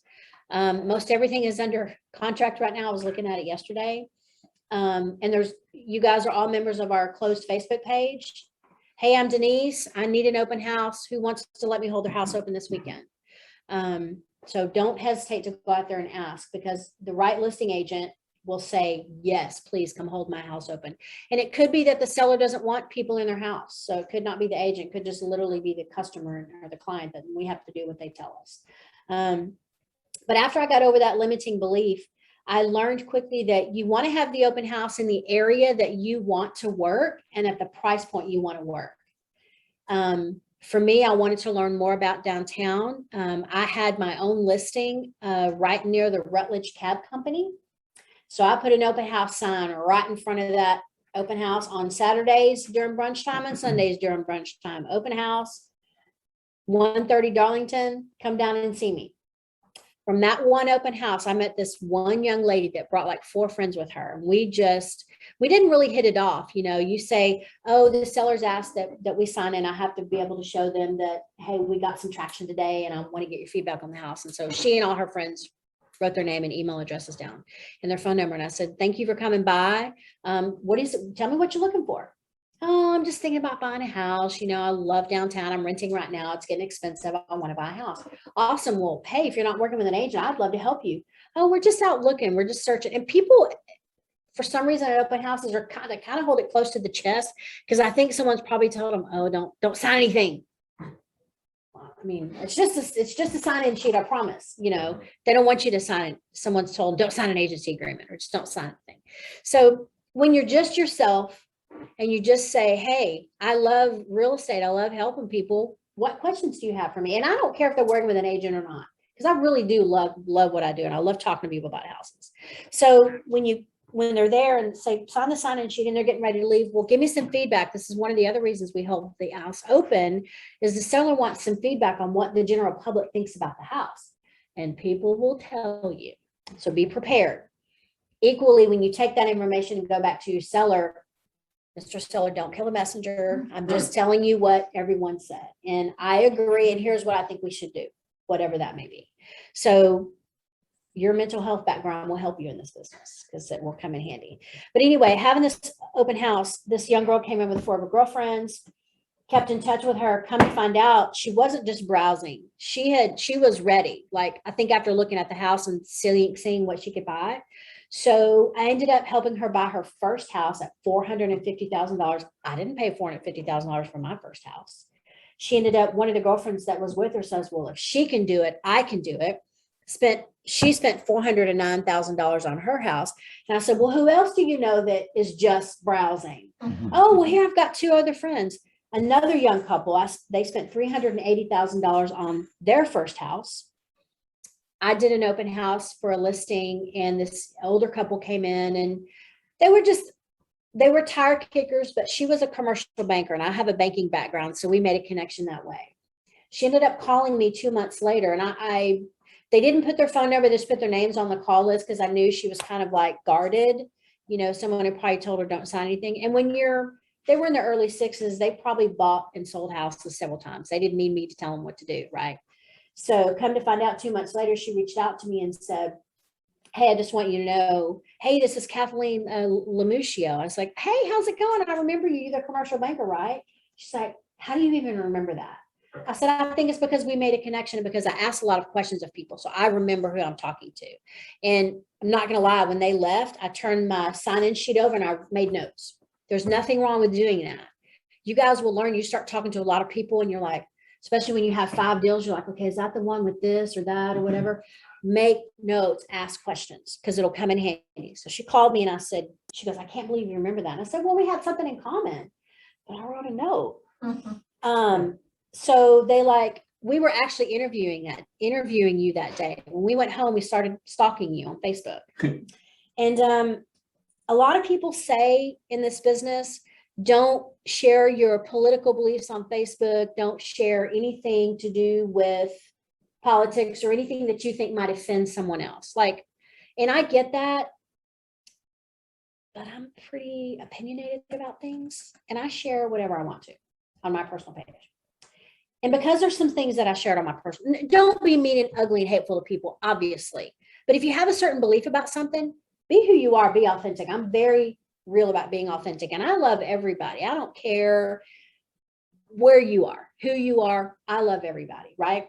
And I think that comes across on my Facebook page. I promise I'm getting to a point. So she called me back. She said, we've been stalking you and we really, really want to do business with you. We think that you're honest and we think that you're fair and we think that you're going to treat us right. So that was my aha to be who I am on Facebook. Be who you are. Don't be ugly and hateful. Be who you are.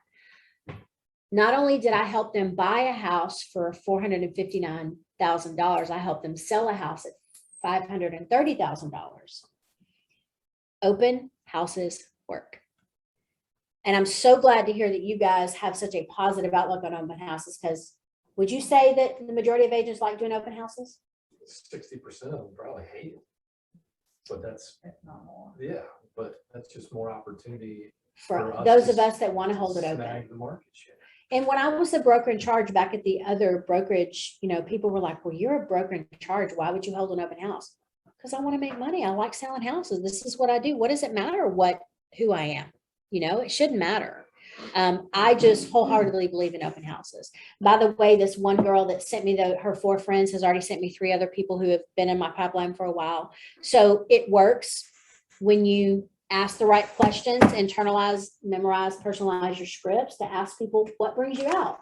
I know the house is for sale. Are you really kicking tires? You know, for them, it could have really been that they were just walking home from brunch and they were being nosy. But guess what? They really saw the opportunity of what their money could get them. That's another reason you hold it open. People want to be able to touch and really see what their money gets them. And having a real conversation, you know, they said, why has this house not sold? It's probably a little overpriced. I work for the seller, right? I don't really need to be saying that. Is that the truth? Have the seller and I had many conversations about it? Absolutely. And for the buyer to have the same opinion, do you think I went back to that seller and told him that? Yeah. Do you think he dropped the price? No. Did the house ever sell? No. But did I make money? Yes. So if you're doing an open house for someone else's listing and you're gathering feedback, are you then giving it to the listing agent? Yes, but any versus buyers, directly with the. yeah, any buyers that you gain during an open house are yours. Yeah. And, you know, ultimately sellers want to know that their listing agents are doing everything they should be doing. And maybe a listing agent has 5 listings and they can't be at 5 places at one time. So they're going to want you to hold it open. Are they going to miss out on finding the buyer to do both sides of the transaction? Yes. But that's ultimately not why we're in the business. We're in the business to help people. The money happens, you know. But I did an open house for Carmel, who is with the Noble Group. Their office is right next to mine. She had put on the Facebook group, hey, I need somebody to hold open houses this weekend. And I said, I'll do it on Sunday. I like doing open houses on Sunday. My significant other works on the weekend, so I'm always doing real estate stuff on the weekend. So anyway, I just said, yes, I'll do it. 6 couples came through. 4 of them already had agents. One of them was from California. They were just here on vacation and looking at what real estate could get them. The other couple said, we were just under contract with another agent and it didn't work through. It didn't go through. And I said, oh, so you're working with an agent? They're like, no, we didn't sign anything with him. I was like, what do you mean? Well, how did you write an offer? I don't know. He just wrote the offer. So this agent had not explained agency, had not done anything for them. I said, well, I would love to help you. I said, I'm not the listing agent of this house, but let's look at it. Come to find out, they signed a buyer agency with me. The other agent that wrote an offer for them said it was a client level transaction. Clearly it wasn't, because they had not signed a buyer agency agreement. So there was all kinds of wrong with that. And rather than say, oh, this guy's terrible, you don't want to work with this guy. I said, well, I don't operate like that. Here's how I like to do business. And rather than throw that agent under the bus, they already knew that he didn't treat them right. I didn't need to go in and rake him over the coals. I just said, let's work on the deal. So we're under contract now for $415,000 for the house that I held open. It is very rare that you will find, it's been my experience, it's very rare that you actually find the buyer that will buy that house. If you find a buyer, you're ultimately probably going to end up helping them find something else. So I was very grateful that I had that opportunity, because that's $450,000 in production I didn't have before. So they work. Do all of my open houses look like that? No. But is it the time on task over time that Vince always talks about? Yes. So they do work, and there's a very specific way to do it. So let's dive into that.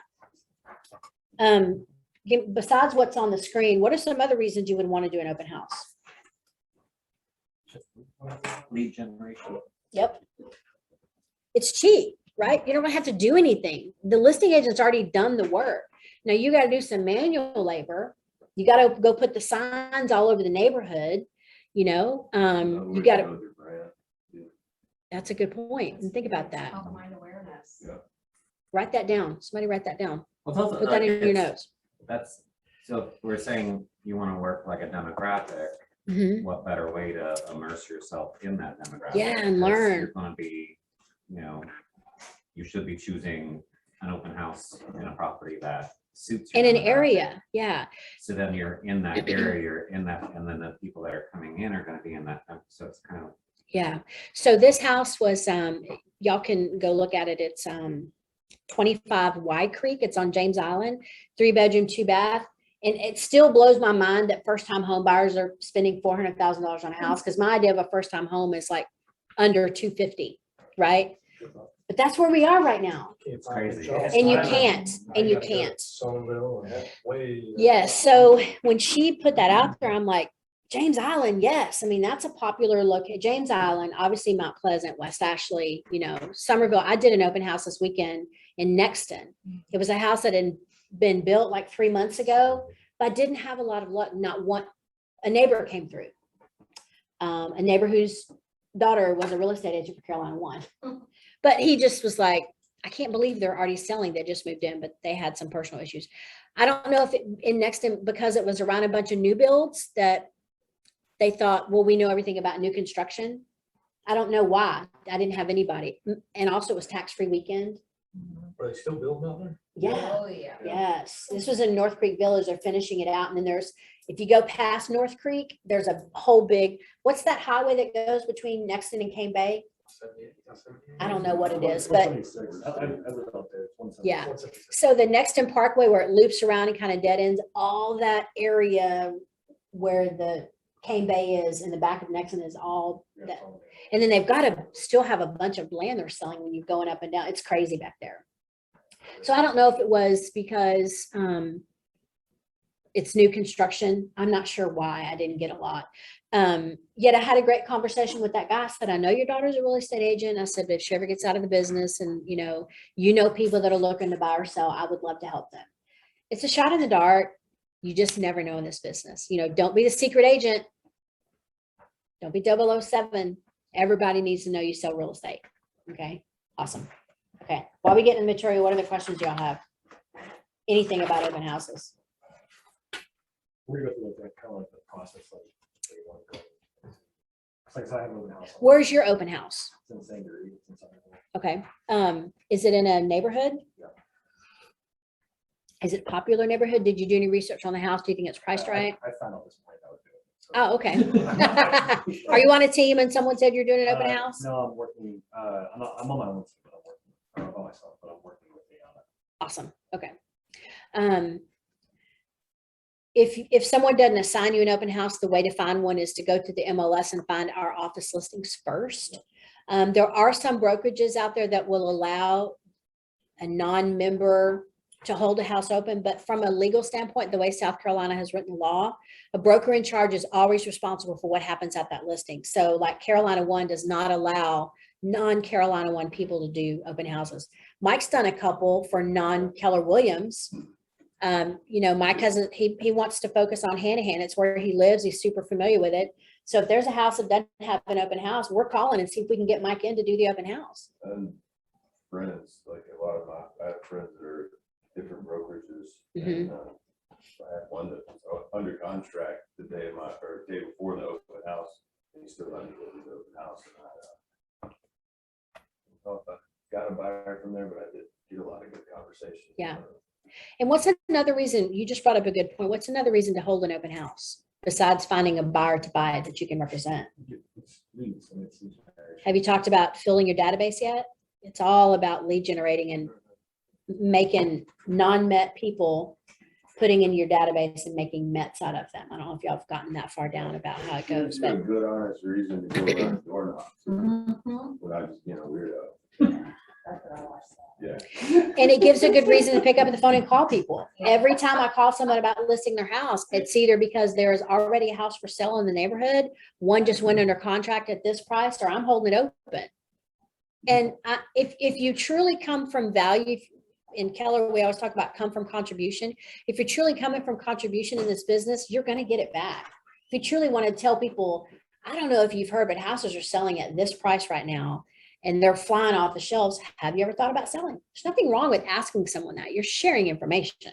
Not, I was gonna say, if you're gonna cold call, you were talking about Cole Realty earlier, is Mhm. this website that'll pull numbers from tax records in certain subdivisions. If you can go in the MLS and find a house that's either recently closed or has just come to the market, and you're making those calls to that neighborhood specifically for that listing to bring value, it doesn't even have to be your listing. Just call them to let you know there's a home for sale in your neighborhood. Yes, Yeah, once and you- yeah, it doesn't even have to be this brokerage, yeah. Friends or family that may want to make that move, be closer to you. Do you know anyone? Yeah, look, we talk about don't be the secret agent. How else are people gonna know you sell real estate until you tell them? And I'm not just talking about people that you know, I'm talking about in general, when you meet people you never met before. You gotta tell them you sell houses. So, I digress. Let's see where we are here. So this just tells you why you want to do an open house. It's inexpensive. All you need is some open house signs, print out a couple flyers. Okay. You have a high ROI and exposure. Well, obviously the ROI is high because it's super inexpensive to have. For me, have open house has been a great ROI for me. If I've sold $2 million in properties and I still have some coming, you bet. For 2 hours of my day. And what do you do? What should you be doing in an open house when nobody's there? On a Sunday, do you think I'm lead genning? Bill, No. fill in the rest. What do you think I'm doing? No. Shh. Tell them my secret. If I'm not lead generating, I'm doing something real estate related. I'm in my boomtown or whatever you CRM. I'm cleaning it up. That is time blocking for real estate right there. You know, ultimately my goal is to have a house full of people. I'm, you know, what is it Mike says? I'm kissing hands and shaking babies, or shaking hands and kissing babies, talking to people. Yeah, wanting people to love me so that they trust me and hire me. So, and then you can get qualified leads from one listing. I've shared my story with that. Productive way to meet buyers and sellers. I had one couple tell me, we've already hired a real estate agent. He actually works for Boomtown, which is the CRM that I use. And he said, don't tell her it's, but you are our favorite. Thanks. So there is a true benefit for showing up and really being happy. And if you have to show up,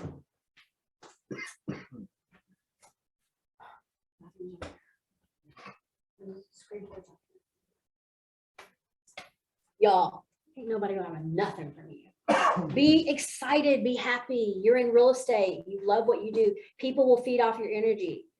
I just tell my kids all the time, you put negative energy in the world, that's exactly what you're gonna get back. If you're like, oh, that's what's going to happen. Don't do that. Be happy, even if you don't like it. I used to tell my kids all the time, look, if I'm not doing what I'm supposed to be doing, God's going to deal with me. Okay. Just don't worry about it. Of course, then, you know, when they all go out and they're trying to be grown-ups, they fall flat on their face. You're like, Mom, we're so sorry. You were right. I'm like, I'm sorry. What? And you'll find in this business too, your buyers and sellers, you'll be able to say, oh yeah, you were right. Oh, what? The phone was cracking up. Just kidding. But it's all about, you know, I'm just the messenger. Don't kill me. Like, right. I'm a professional. I have all the data I'm bringing to you to help you make the best decision for yourself. That's what this is about. You know, don't feel like you're going to hurt people's feelings. Our job, and I tell my buyers and sellers all the time, my job is keep the emotion out of it for you.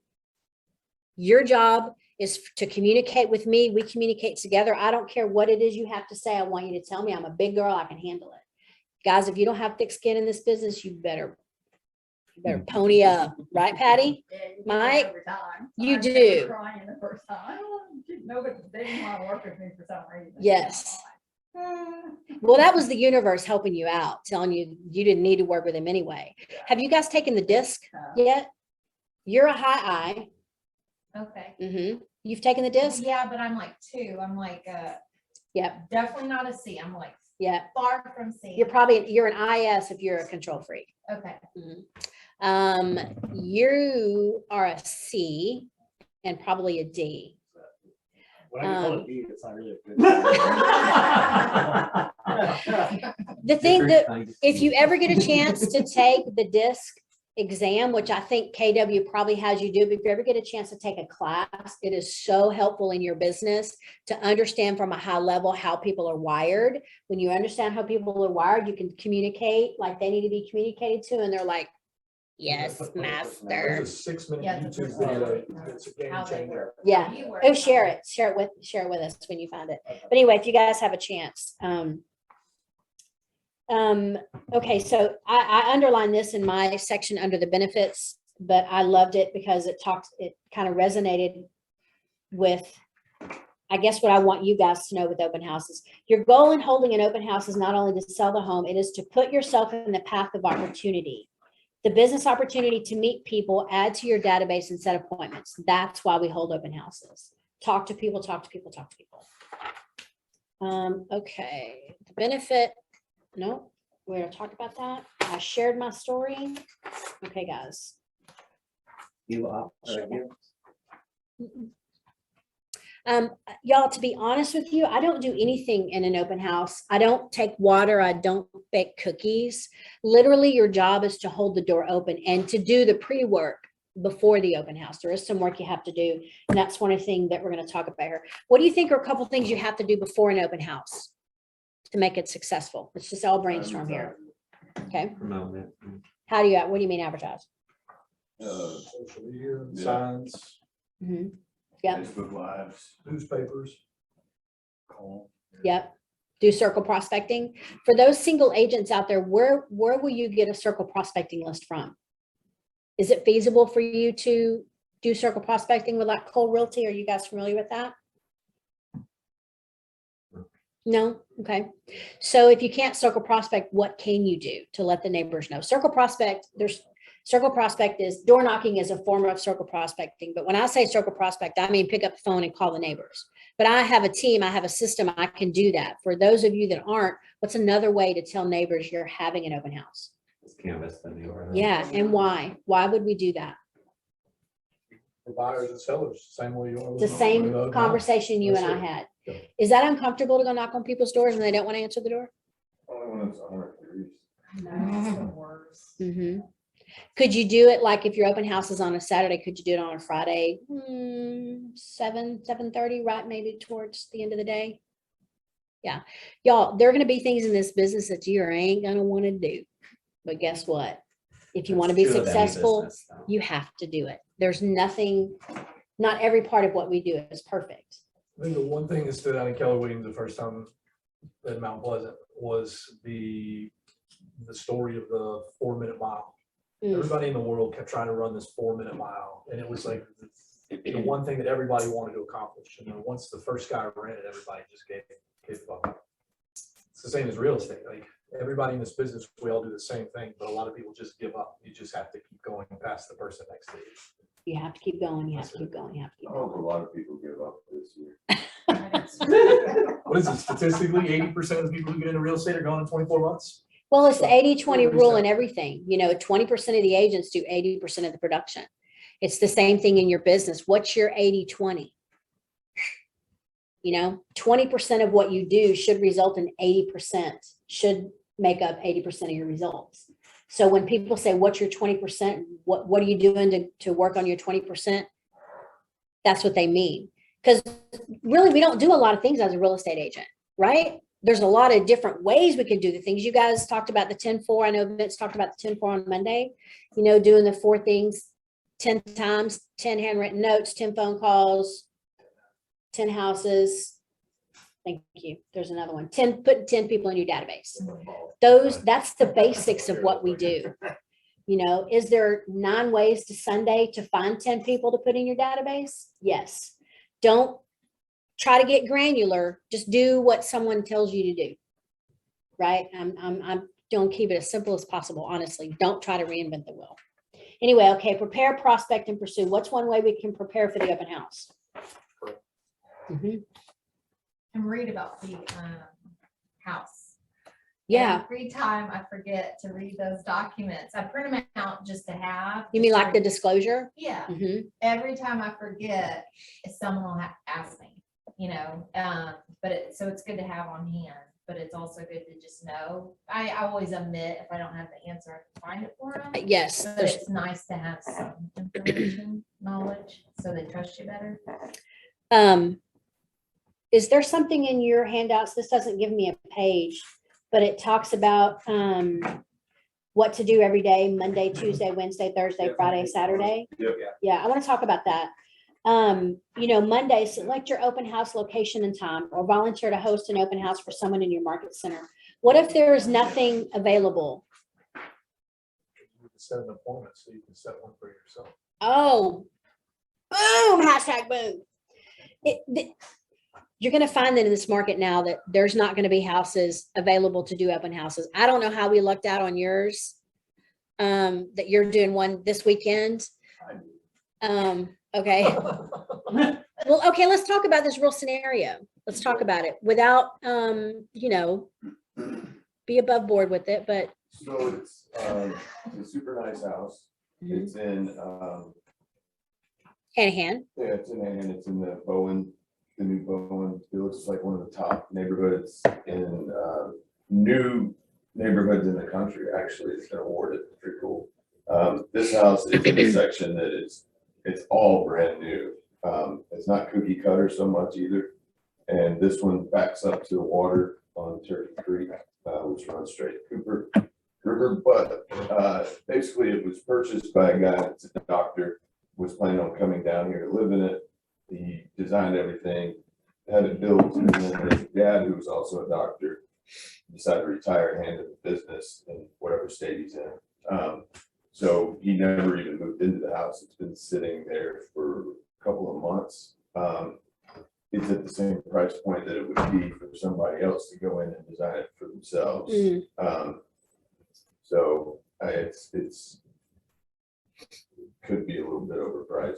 But yeah, that's, Mhm. But you're still holding it open. It's not under contract or anything, right? no, Okay. yeah, I was still holding the open house. It surprised me that it came up because I was on, when we do our little morning calls, sometimes I'll go tour the neighborhood, so people that live in James Island that are on the call can know what it looks like. Mhm. And it was like a month and a half ago, I think I rode by, I was like, oh, it's John Joe. Mhm. And so, yeah, I was surprised it was still there. I ran back and looked. Yeah. And that's a real challenge in this business, in this market, just like talking to you about being a FSBO. If it hadn't sold already, and certain price points don't sell as quick, but if there's nothing wrong with raising doubt with your seller, excuse me. That's your job, is to keep the emotion out of it. And it's also your job to give them that honest feedback that people are looking for. When you hold that house open, is it Ayana's listing? Yeah. Okay. So people that come in, they're going to give feedback. You have to give it to her and she has to give it to the seller. And if it were, another agent in the market center, really that's what they're expecting you to do, is give what the public feedback is. But I kind of want to scream through this because I want to have real conversations with y'all. I want to answer any questions you have just about anything you've learned. But this is gold right here. This one where it says prepare, and it gives you the Monday through Friday and Saturday. This is really what you should do to prepare for an open house. And at some point, I think we'll get back to this market where we can truly schedule one on a Monday.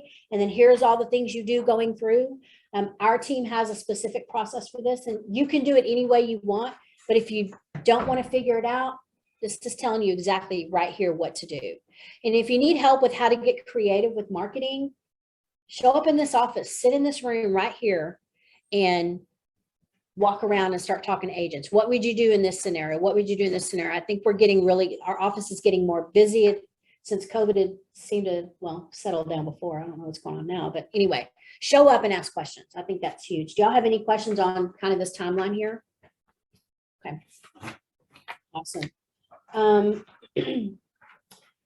Let's go back to that real quick. Is this page 5 in your handout? This Monday, Tuesday, Wednesday, Thursday, Friday? Yes. Does anything stand out for anybody? Anything that you love or hate about this process? Monday, select your open house location and time. Tuesday, post online, generate a call list. Wednesday, post online, install the KW Consumer app on your phone. Thursday, post online, invite your database. So you would send an email saying, hey, for anybody that's interested, I'm holding this house open on whenever the date and time. Friday, post online, prepare market stats and comps. And then Saturday, post online, place directional signs. What's the common theme? I got something. Wait, what? Online on Yeah. top of that. Yeah. Posted like one Facebook, one Instagram, one Twitter, one LinkedIn or whatever. Mhm. So you're not, just help spread it to people that don't always Yeah. look, especially first time home buyers. They don't really get on Facebook anymore. Well, and if you've got a good family around you or friends that believe in your business and want to help support you, if you post something, reach out to them And have say, them- please share. Please share, please Yeah. like, because the more you get, I think it's in the first 20 minutes, the more traction it will pick up. If Mhm. it doesn't have any traction, it's going to be a dud. Fades out. Yeah, for sure. Yeah, I got a buddy now warning people not to click on the stuff when I share the house from the website. Why? He doesn't do it on purpose. He thinks it's funny. It's not. Like, dude, if you click, you're gonna get blown up. Oh. Why do you think it's important to know traffic patterns of a neighborhood? For signage. Mm-hmm. And like, would you hold an open house on a piece of property out in the middle of the country on 15 acres? Why?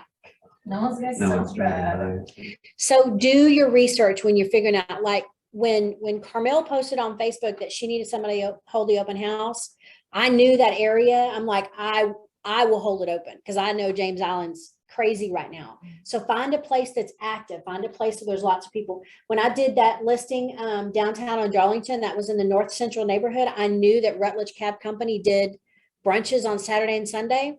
Man, you want people to come by after they've had a couple of mimosas, they like to talk. Yeah. Right? So be a little bit methodical about where your open house is going to be, and particularly the price point. If you want to focus on $1 million and up, then you do open houses at $1 million listings. It's that simple. Don't anybody tell you you can't do it, because you can't. My average price point is about $415,000. And inevitably, because I think that's the work that I've put out there, that's what I always seem to find and look at. Okay. I was very specific in the beginning. I was very methodical about where I wanted to be. And so that's where where it shot me out the end is where I want to be. So there's a reason why they tell you to, stick to the price point of the area where you want to sell, because it'll eventually, the universe just works out that way. That's where you're going to end up working. So be specific on the front end. Okay. Anybody have any questions about that? Where does everybody want to be? Sullivan's Island. Okay. Yeah. Why not? Why not? Why the hell? Why not? I'll sell them all. Absolutely. And I'll demolish them and build them all again. And for Duncan to say that, for all you guys new in the business, don't let anybody tell you you can't do it. Dream really big in this business. You have to. And if you make half of it your first year, you're kicking butt, I promise. Excuses You're are kicking results. You can't have both. Reasons or results, you can't have both, either one. Okay, I'm going through this because I want to get, it talks about role model, it talks about door knocking.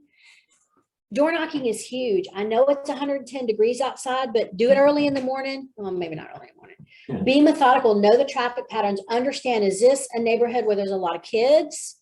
Is this a neighborhood where it's retired people? Because you're going to get different reactions in both neighborhoods, right? Retired people might be curmudgeons and they may not answer the phone, or they might open the door and say, what are you doing here? There might be, hey, honey, how are you? How can I help you? So just be prepared for everything, but know where your open house is. Because when you knock on that door, why are you knocking on their door? Let's talk about that for a minute. Because it's going to be uncomfortable the first couple of times you do it. Why are we doing that? To bring a value How? with market statistics. About maybe they don't know what's happening in the market. That's why I always ask, do you follow real estate? Do you see what's happening? Or, I don't say when you see what's happening around you. That's a little demeaning, but I'm like, do you follow, do you know what's happening in real estate right now? Some people don't, they don't care. But most people do. They're like, well, if she can sell her house for that much, I can sell my house for this much. That's great. Let me help you do that. Why do we door knock for open houses besides bringing value?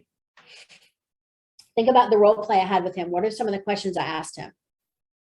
I liked your one question, like, what do you love about this neighborhood? Yes. Because you're actually getting more information about the neighborhood. That's another reason you knock on the door. Hey, I'm holding this house open. I'm just getting to know the neighborhood. I wanted to share it with you to tell you there might be some activity going on over there. Obviously, the house is for sale. There's a sign in the yard. Ultimately, I have two questions for you. What do you love about this neighborhood? And do you happen to know anybody that's looking? Because most people, when you tell them where you live, like, oh my, I love it over there. Or they don't say that. But if they don't say I love it over there, that means they don't like it.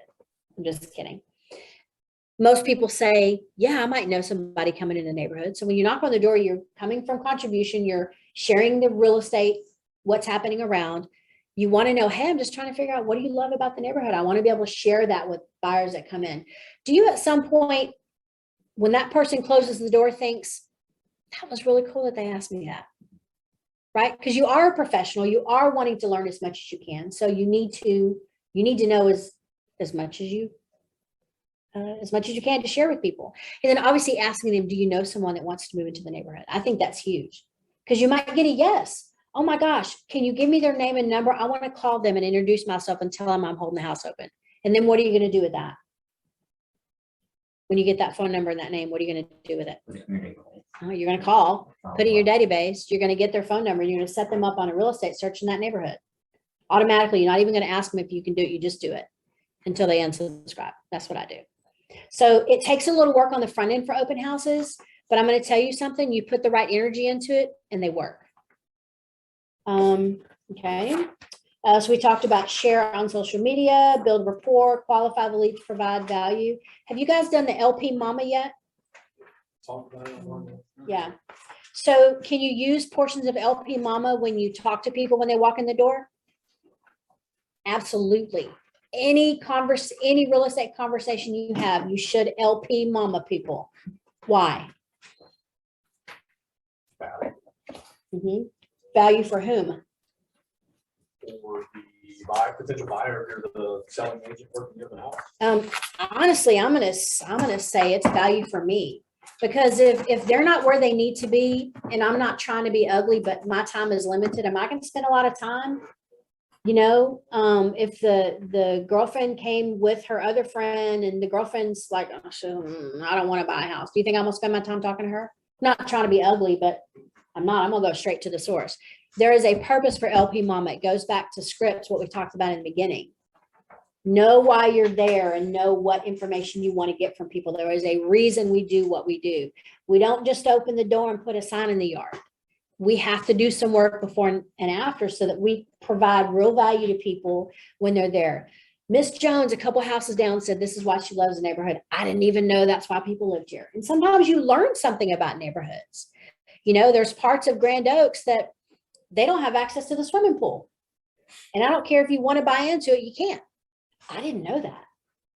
So that's why you reach out and ask neighbors. Are there amenities here that you love? Like, do you love the swimming pool? Do you like playing pickleball? Whatever. So you want to be sure it's okay. You want to be sure and do the due diligence ahead of time. Is there anything in here that you guys, oh, there's a open house sheet in here, which is great. I'm sure there's resources on command for that. And you want that because the seller is going to want to know who came in their house and what they said. And if you're holding it open for another agent, you're doing that because the agent is providing value to their seller and you're doing it because you want to pick up a buyer lead. So any lead that comes in the door is yours. It is not the listing agent's lead. Okay. That was my big aha when I first learned, well, why would I hold someone else's house open? Okay. Well, I want buyers. I don't have to give them to the agent. Nope. Can you find the sign sheet for that on command or any of those? So I just emailed y'all a link to the Ignite materials, including scripts. Awesome. Goes to a Google Drive and that form is in there. There's a whole open house section. Awesome. Well, it's 11. We're supposed to be done at 11. This talks about the funnel. You guys understand that. I heard y'all talking about it yesterday. Again, there are no secrets in this business. You know, there's a lot of successful agents around here. I must have knocked it out. I see it flicking. There's a lot of successful agents in this office. And one thing that the culture that Keller has created is cooperation. You know, we want to share what we've learned with you guys. So I know we're at 11, but I'm an open book. Ask me anything you want to know about the material that we talked about. Is there anything that we didn't talk about that you want more information on that I can take away and get back with you? Everybody's crystal clear and they're ready to have an open house? Woohoo!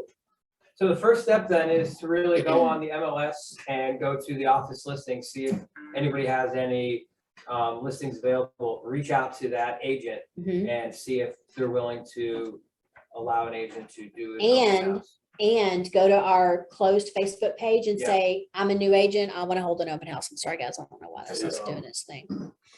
What I did on my first open house was with, I don't know if y'all know Josh Stamps, but he asked if I wanted to help him. And basically, he didn't bring me in to do grunt work, but I kind of did. I was put out the signs and Door knock and all that. I learned from him leading, basically, how to get it started. And I've been pretty confident ever since. Okay. Well, if just a good, or Patty, anybody else wants me to help out with an open house, I'm more than welcome there. Yeah, of course. Yeah, you want to start with listings, obviously. Does anybody know the 3 L's in real estate that Gary Keller always talks about? Listing leads and leverage. You got it. And all of them are equally important. Listings, why are listings important in this business? Because you last. Those will How? last. Why and how, You'll always have business. Mhm. Buyers can't always buy. right? And But listings- sellers can always sell. What else? Why listings? is listing, when you're doing buying, you're not putting your face out there. You're not gonna drive by and see your sign that says that your name is Rick. There's just branding, whatever else. You know. Mhm. So during this initiative, and you're gonna run yourself into the ground, trying to do nothing but buys, listing. And on top of that, if you're listing, then you also have that term if they're, also possibly buying. Mhm. also. Well, what happens when you put your sign in the yard? And that's just advertisement. But why? What are you trying to do with that? That's a way of basically growing your farm. You're cultivating that area. People in that neighborhood can now see your space constantly. To me, I look at that as like that, when I have a sign in the yard, that's a freebie. I better get at least one phone call from somebody asking me a question about that house. Because what am I gonna do with that one phone call? Put it in your system. I'm gonna turn it into a sale. Yep. So listings offer you leverage. Not leverage in the traditional sense like a transaction coordinator, but when you put your sign in the yard, man, you're telling everybody I sell houses. Plus you have the opportunity, like you said, to help that seller if they're truly staying in the area. That's why you always ask, well, if your house does sell, where are you gonna go? Because do you think if they're gonna move to Greenville that I'm not gonna pass up an opportunity to find them an agent in Greenville and make a 25% referral fee? So there is a reason that you do every single thing that we tell you to do in this business. Don't take anything lightly. I know you're overwhelmed, but just find one thing that you like and that resonates with you, and that's what you do. And if it doesn't work, tweak it. If it doesn't work after you tweak it, then it's not supposed to be. Find something else. How often do you play disc assessment? I mean, on every phone call? Do you find it is it's predominant, like a big predominant part of your business? It is. It's when you understand what the disc is, when you understand how people are wired, then you can wire yourself the same way so that you can make personal connections with people. I am, if you understand the disc, I'm a 99D and I'm a 99I. And a D is someone that the D stands for decisive, direct, dominating, very black and white. And I is someone that likes for people to like them, gets their feelings hurt very much, never meets a stranger, talks to everybody in the room. So do you think at all times that I'm having an internal battle with myself? Hell yeah. Every day, every day. My eye is like, now Denise, just take a deep breath.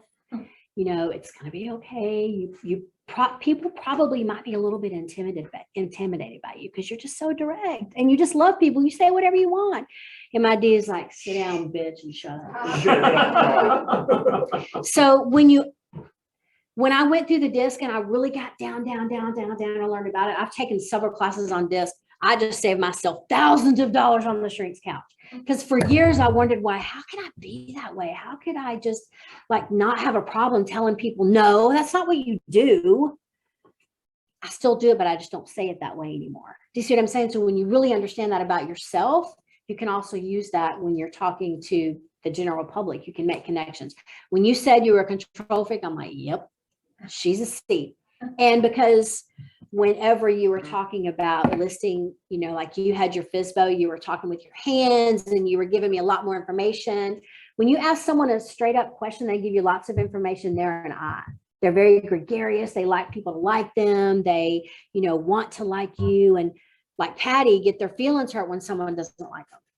I don't really get my feelings hurt anymore because I'm such a high D. I used to in the beginning. It still matters to me that people like me.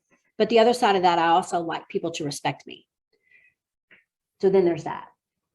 Anyway, the point is when you understand it about yourself and you understand how people are just innately